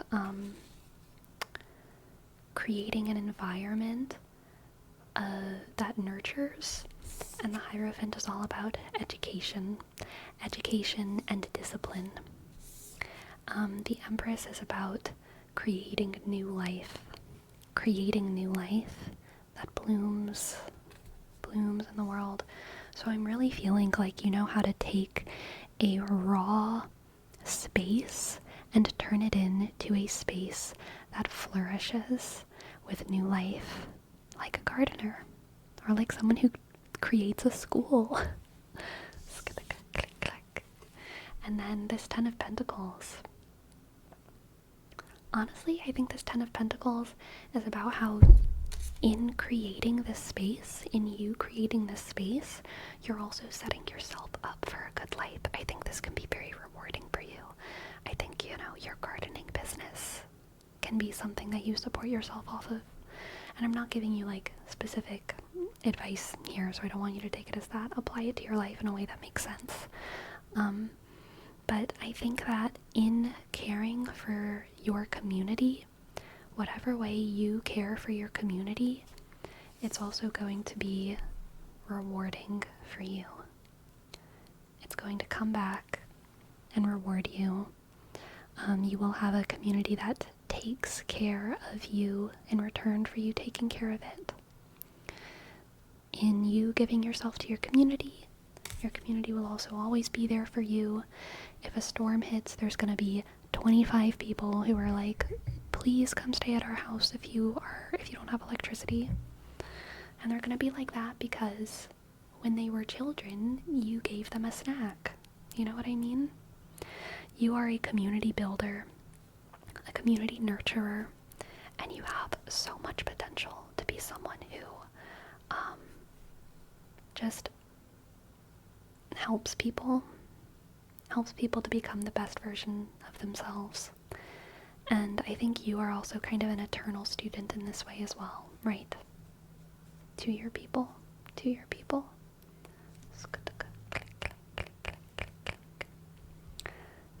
The mouse he gave a cookie to has returned to pay their debts. Yes, snacks do build community. Pumpkin spice, very true. Specifically, pumpkin spice snacks.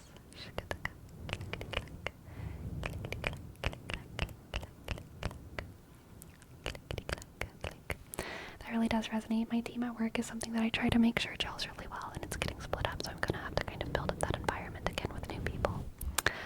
You've got it, Abby. If anyone can do it, you can, okay? You have the Queen of Pentacles and the Hierophant and the Empress and the Ten of Pentacles. A beautiful mix of like masc femme energy, and we need a mix. We need a mix to truly be enlightened and productive. Productive and enlightened at the same time is a hard thing, but to do it, you gotta have both the masc and the femme energies, and you've got it. You've got it. Pro-lightened. Oh my god. What a term. Pro-lightened. You've got it, Abby. You've got what it takes. You know how to be a leader. You know how to bring people together. And you know how to bring people together with kindness and positive reinforcement, and all of the good things, okay? You're gonna do great. Thank you so much for letting me read for you. High key chosen / blessed. Yes, absolutely. High key chosen / blessed / blessed. High key chosen / blessed. Sleepy evangelism, right? So evangelism to me is not in the east to west map of Christianity. Evangelicalism, the evangelicals, for me is a style. It is a style of worship and a style of doing Christianity. So all of these other things, Catholicism, Protestantism, fundamentalism, Puritanism, they're kind of about beliefs, and behaviors are intertwined in beliefs, right? But to me, evangelism is like purely behavior. You can have almost any kind of belief, and depending on how you practice your faith, I might be like, evangelical. And these are the things that I associate with evangelicals. So their priority, what makes them evangelical, is that the primary function of their lives is turning more people Christian. And because that is the primary function of their lives, their Christianity is usually, in aesthetic, is hyper progressive. So like pop music and flashing lights and Christian video games and Christian skaters and Christian rock, right? All of these things are things that I would be like, evangelical. Smoothie bar inside the church. Yes, evangelical. Thought my first megachurches. My thought is the megachurches, but then the conversion. Yeah, I mean, I would think that most megachurches as evangelical. Click, click, click, click, click. Oh, I thought it was buying planes for their leaders. I mean, like, just like in secret. Yeah, so evangelicals, I would say, have a not always true reputation of doing it all for money. Because what is actually core, what I described, is like their primary cause is spreading the faith, right? And I think that is like definitely true, but a only sometimes true secondary thing is that about evangelicals is like their primary cause is seeing how much money they can make from Christianity, which like is very progressive of them, truly. Very 21st century. Very corporate. Very capitalist. Evangelists are oftentimes like the most capitalist embracing Christians. Some fundies are evangelical. Some fundies reject money and reject a lot of evangelism, God. So that's why there's like evangelism isn't really tied to belief. It's tied to like the style of how you do things.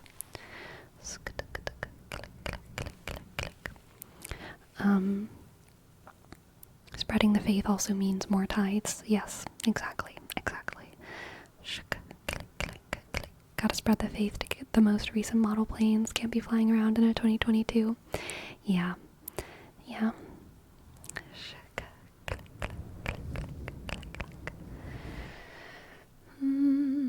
A lot of like Christian movies that come out are like evangelical, I would say.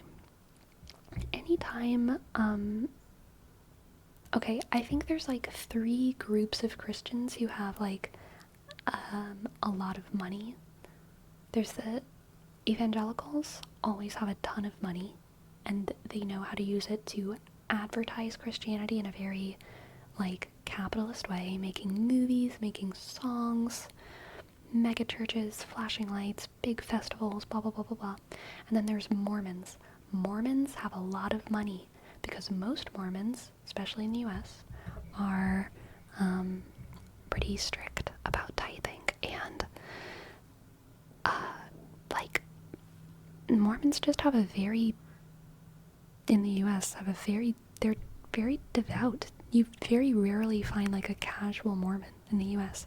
So like, unlike like, you know, a Presbyterian might not be tithing every week because it's just not their thing, but a Mormon will tithe every week.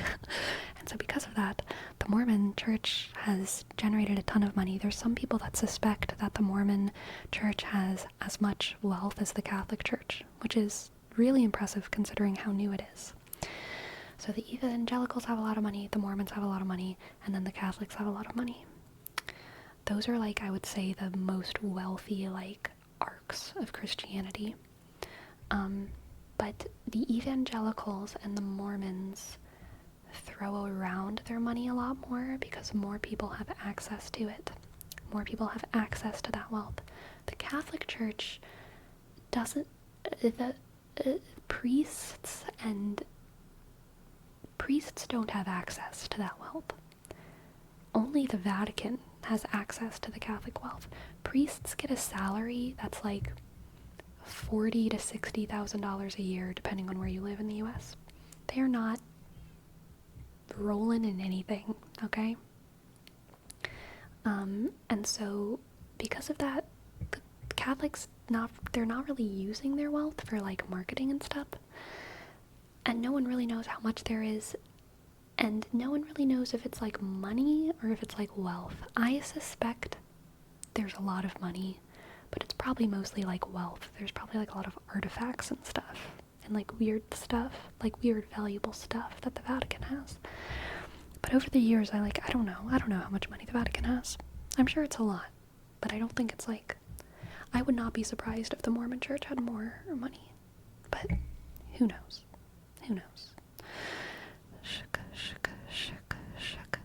What's the main goal for that money? Just to promote the religion or a community human cause too? For which group? the Mormons want to support the Mormons. If you live in Utah and you're a Mormon, you go to college for free. If you live in Utah and you're a Mormon, you have health insurance, Mormon health insurance, for free. You tithe for it, of course, but it's probably cheaper than like normal insurance. You have access to really, really nice social thing. Like Salt Lake City has like beautiful libraries and beautiful parks and beautiful whatever, and it's like for the Mormons. So it's socialism, but like religion. It's religious socialism, which is like, you know, it's socialism. Socialism that comes with like a big spoonful of like prejudice, but like they're making it work. They seem mostly happy for the low cost of very strict Mormonism. Exactly. Kind of like a union, but for Mormons. Exactly. The evangelists / evangelicals, I would say it's mostly for marketing. Marketing Christianity is like the prime function of evangelicalism. Evangelicalism? I don't even know anymore. Prime directive. Thank you, Hagen. Thank you. For the Catholic Church, in the very beginning in Europe, it was very similar to the Mormon deal, where they were like doing kind of socialism, like Catholic socialism, where they were all sharing food and all sharing resources and all of that. There's also in the Catholic Church, there's a strong legacy of like using money for worship. So like every amount of wealth that we get, we use to glorify God. And that's why there's all these Catholic architecture things, like beautiful cathedrals and statues and paintings. So it's kind of beautifully like absurd. Like let's go hungry. Let's go hungry so that we can make a beautiful statue, which I love. I know it's absurd. I think it's adorable and very human, and as long as you're doing it willingly, out of faith, as long as you're not stealing someone else's lunch so that you can burn their lunch for God, burn your own lunch for God, I'm all for it. So yeah, there's a strong legacy of that in Catholicism. Nowadays within the Catholic Church, I would say it's pretty church-based, so I guess it's kind of the same except less extravagant, because Catholics aren't as good at tithing as Mormons are. Very similar to like a lot of Western religions and some fundy religions, there's definitely like a vein in the Catholic Church that like rejects wealth. So because of that,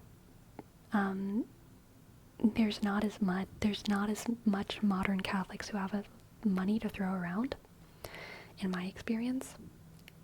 But there is like a basket that goes around, a collections basket, and it's usually just full of like change and $1 bills, and most of that money goes to supporting church functions, and a lot of times the church functions are charities, so things like soup kitchens and like giving stuff to local shelters and things like that. Sometimes the church functions are like throwing a Christmas party, so it's like a mix. It's a mix, but a lot of it is charity, and then a lot of it is like beautifying the church.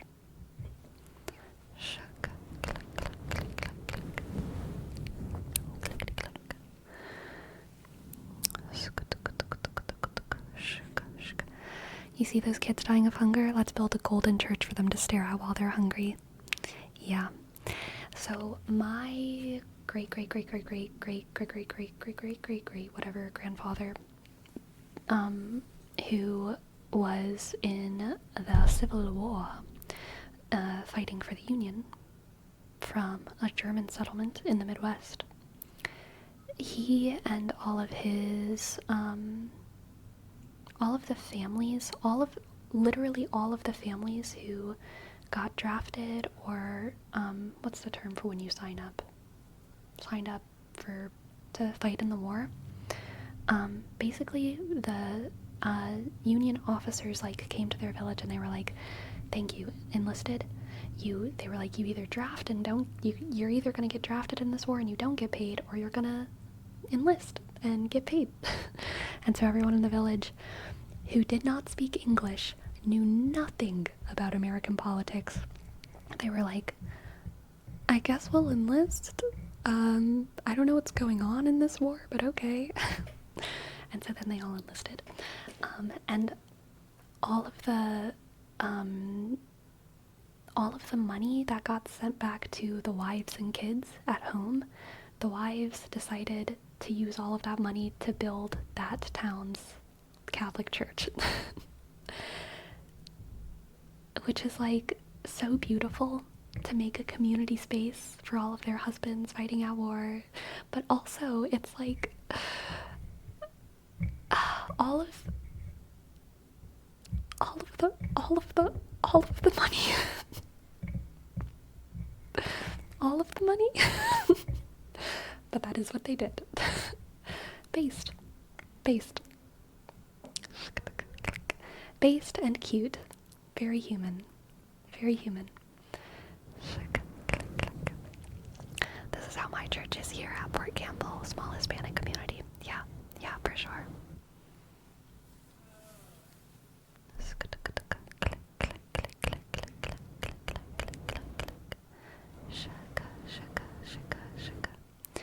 I get having a space for the community and a place to share faith, but in times like that, should it be a priority? So I will say that in times past, the church was not just a place to share faith. The church was a place to organize. Okay? It was a place to organize. It was a place to organize all things. Okay? So in that sense, a church is very important. Really shows our need to be social, yeah, for sure. And it was also kind of a cultural marker, which is, so it's a community center, yeah. Kind of a cultural marker for people who were all first and second generation immigrants, living in a Protestant country. And the country itself kind of forced their men to go fight in a war that they didn't know what it was about. So they were like, well, we're going to use our money to celebrate our culture. So I kind of get it. There's a lot more than just faith going into it. And so yeah, I understand it's much more than just a church. And also, I do love the absurdity of it. They knew that they were going to take care of each other. They knew no one in that village was going to go hungry anytime soon. They wouldn't let anyone go hungry. They all had farms. The only people in the town were, people too old to be in the war, too young to be in the war, and women. Or too sick to be in the war. Too young, too old, too sick, or healthy women. So basically, very few people had jobs. But also, they were all working. They were all working to make food. They were all working, some of them taking up the livelihoods of their husbands. Bartering, probably a barter system. They were all going to take care of each other. And if you have that kind of security of knowing you're going to be taken care of in your community, knowing that you're always going to have shoes, you're always going to have clothes, and you're always going to have food, you're always going to have shelter. It might not be nice. It might not be nice shoes. It might be scratchy ass clothes. It might be a ceiling that sometimes leaks. But if you always know that you're going to have that because your community is so strong, then building a place of worship with whatever you have to spare doesn't seem so absurd. But when those things are put into question, like they are now, with our segmented communities, with our non-third place lives, with our work remote, who knows who anyone is anymore, when things are in question, like shelter and food and clothes, whenever we feel like if we individually misstep, we might lose those things, then yeah, building a church seems pretty absurd, because you should save that. Because what if you break your leg? What if you can't go to work? You'll just die.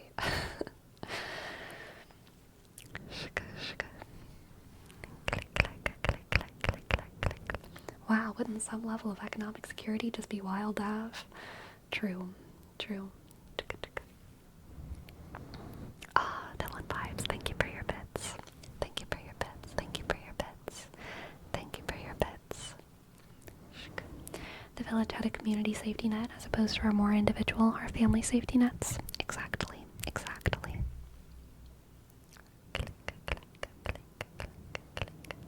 It's okay, people with a large amount of power and capital will come in and fill those gaps.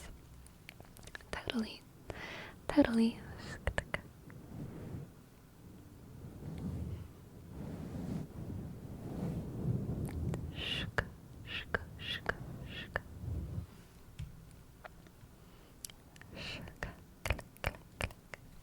Sleepy if you're playing Frostpunk and your villagers are dying. They're cold and the kids are already in the mines. Would you use the money to help them stay alive or build a church?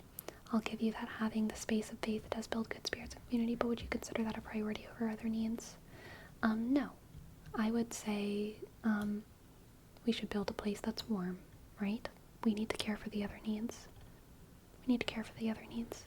But also, like, churches have often been spaces of keeping people warm and keeping mouths fed.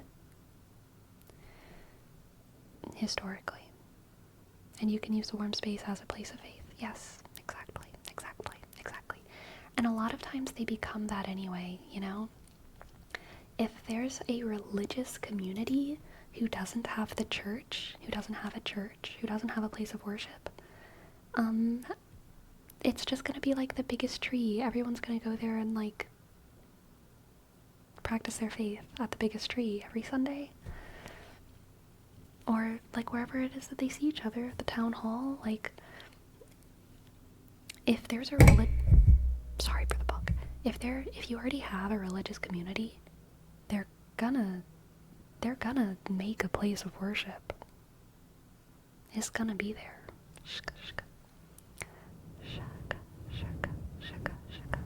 Someone's house, totally.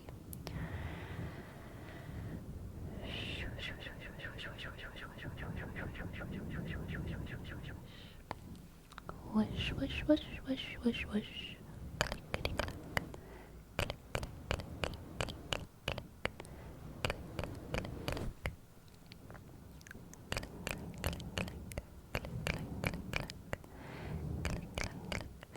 Did your college have a town hall on campus? I don't even know. I don't know.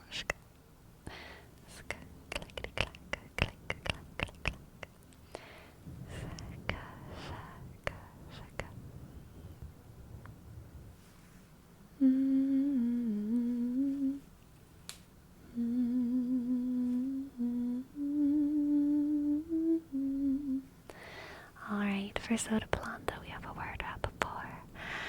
Yawn.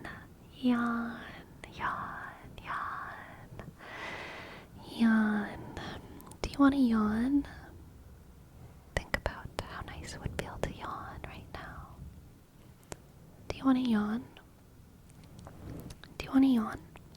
Yawn.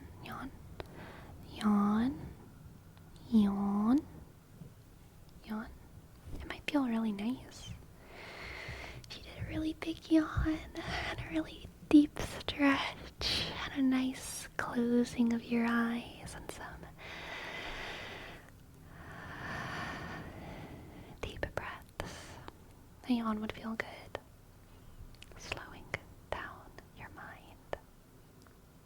resting your head, laying back, yawning, and letting yourself get sleepy, sleepy, sleepy, sleepy, sleepy, sleepy, sleepy, sleepy. Sleepy, to bring the topic back to its roots. Thank you. The catastrophe. In that case, would Betty feel willing to work on their faith differences with Dav and make their relationship beautiful instead of giving up? Yes, that is exactly what I was thinking about. Dave in this scenario is the catastrophe, not because he's bad or doing anything bad, but because there is a pressure in him that has been building for his whole life, and it has been, breaking open, and there's rubble, and it feels dangerous and it feels scary for both of them, but they are deciding to stick with each other through the catastrophe. Can you read military time, Sleepy? Yes. It takes my brain a second, but yes. Just click. Hello, Maryland man. Hello. I'm trying an Envy apple for the first time, and I have to say it's really good. Oh, Green Ninja. Oh, what I would give. Oh, what I would give for an apple right now. I want an apple. Maybe tomorrow. I'll go get an apple. Maybe tomorrow I'll go get an apple. Somewhere. An apple somewhere. I know nothing about the drama, but I'm glad that I understood the story. Yes. Did you eat an apple before you went rollerblading? I did not. Clickety click. The grocery store had tons of bags of them. Nice. Click. That's the kind of catastrophe I was thinking when I was asking about if it justifies to roll with, and I fully agree there are ones we would be more willing to work on and make it worth. Yes, absolutely. Absolutely. Should have eaten an apple to keep the doctors away. Honestly, you're right. I should have eaten more apples. Wait, Destructicon. I think I need to eat more apples every day. And then nothing bad will ever happen again. More apples every day. Right? Right? At least 20? Oh my god. 20? For me? That was actually... I didn't intend for that. I'm sorry if that was loud. That squeak. That was an accident. Click. Apple squeak. Yes. Sometimes as apple squeaks, they just fly out of me. My problem is not enough apples. Absolutely. I had only eaten probably like 30 that week. I'd probably only eaten like 30 that week, and it was Saturday. Not enough.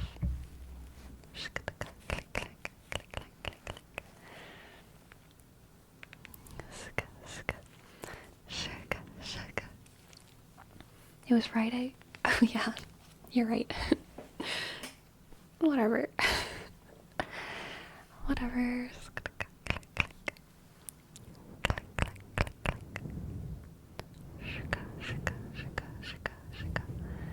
You were missing 2 apples a day? Yeah, ridiculous. This is what too many apples does to a person. No, Prime Token. You're misunderstanding. You don't understand the whole conversation. This is what not enough apples happens to a person. This is what happens to a not enough apples person. This is what not enough apples happens to a person. This is what happens to a person when not enough apples with. Not enough apples. That's my thesis. Too few apples. True and based. You want to know what happens to a person when not enough apples? apples. This. How do you eat your apple? It depends. Am I feeling gourmet or am I feeling like a horse? Is it like a gourmet apple or like a ranch apple, you know? Because there's a difference. Sometimes I eat my apples like a horse. Sometimes I slice them up and put a dash of cinnamon on them. Okay.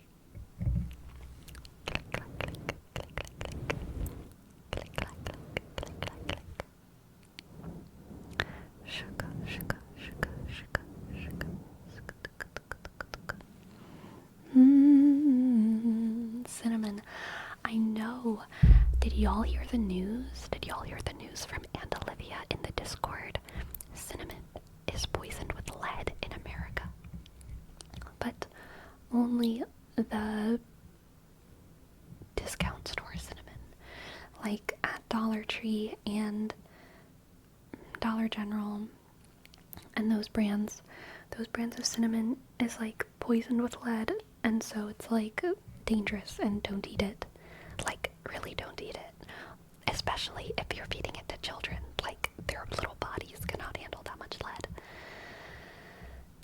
But yeah, I'm afraid that my Winco cinnamon is affected because I get my cinnamon from like the bulk bins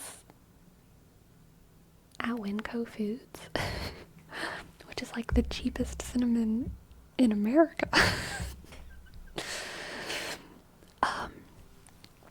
So like this could be a problem. One could consider this a problem, but I maybe consider this like a cure to all of my problems. Like maybe if I just change my cinnamon, like I'll be a new person. Everything will be better, right? Because my brain lesions will heal, or whatever happens when you eat lead. It's given me hope. Hope and despair, this cinnamon news.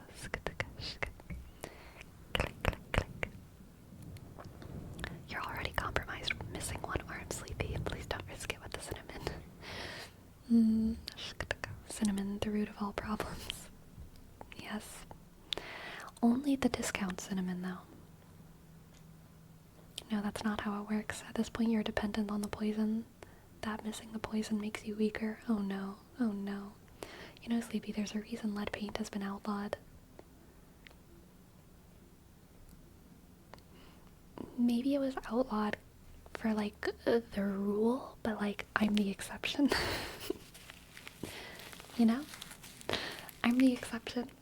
I'm that exceptional person who can just, like, thrive. Thrive on lead.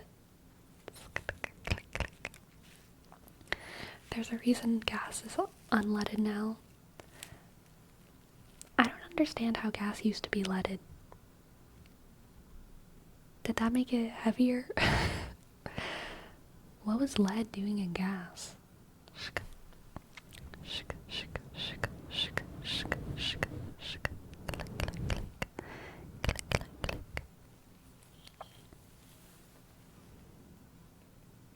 So what I'm hearing is you're not like other girls. I'm not like other girls. I eat lead every day. Lead, it's like my thing, okay? Lead is like, it just makes me so unique. I feel like whenever I eat lead, like other people don't understand it, but it's like a little secret that I have between me and Mother Nature. Me and lead have a thing, okay? I'm different from other people. Maybe you wouldn't understand, but it's important to me. Lead. I'm super toxic. Exactly, potato. Exactly.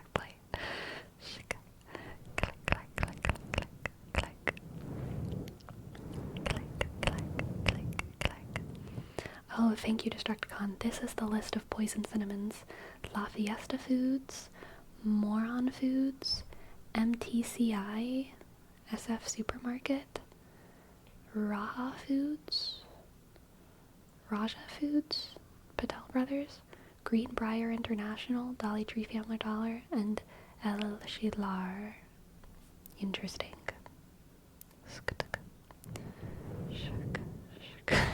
More on foods.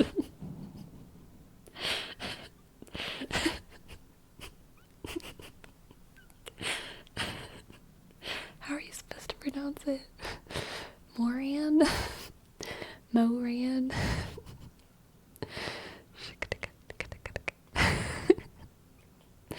Moran?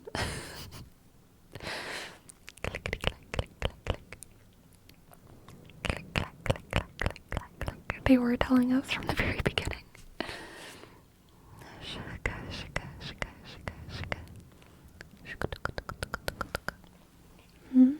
Are any of those your brand, Sleepy?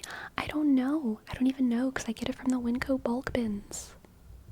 So I just I think it would say it at Winco on the little tag. It usually says what the source is, but I just scoop it out and put it in a bag. The bag don't have no label. So I have no idea. I have no idea if my cinnamon is poisoned. I have no idea. Self-served, yes.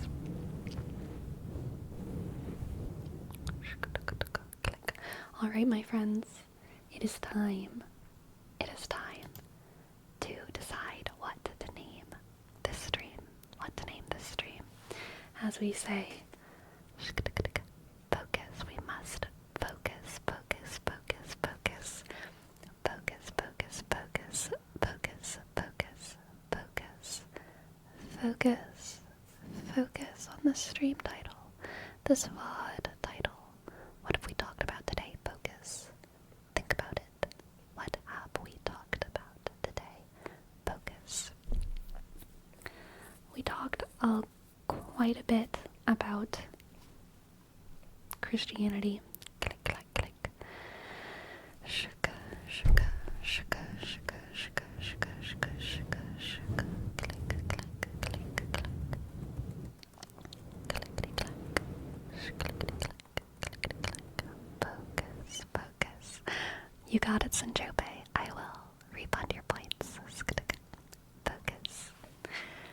Focus, focus, focus, focus, focus, focus, focus, focus, focus, focus.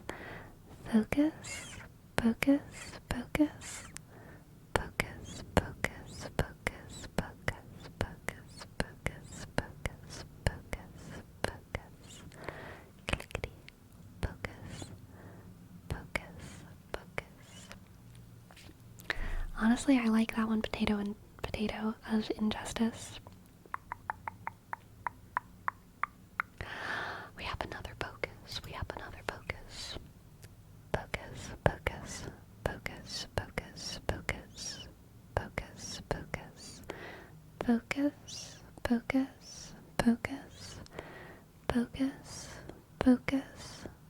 focus, focus, focus. A left-handed Christianity.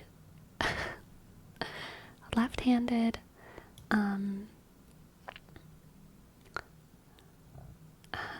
Dave is taking the left-hand path. No, we can't name it that. That's way too bad. Click. The left hand,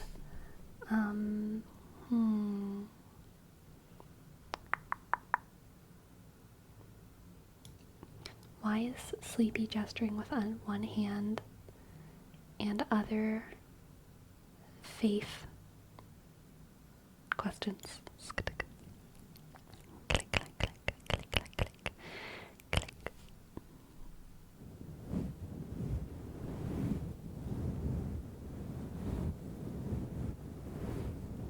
Shuka, shuka, shuka.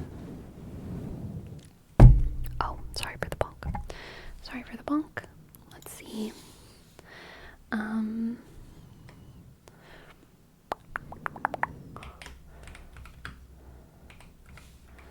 Arm story. Click. Christianity. Mind map. How about this? Arm story.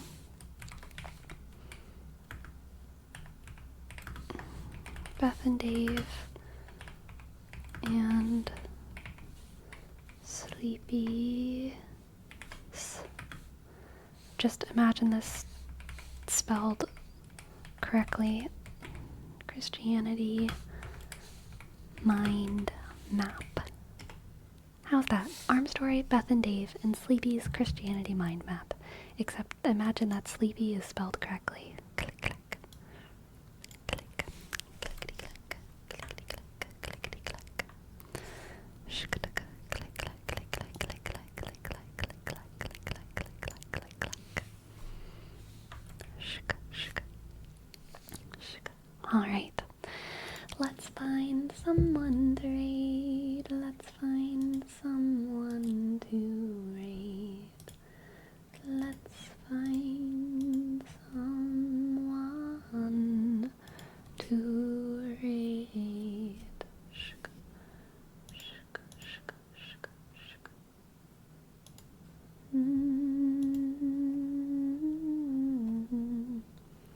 Let's raid Miss Blue. Miss Blue. Miss Blue. Miss Blue. Miss Blue. Miss Blue. Alright, everyone. Let's give them all of the love, and I'll see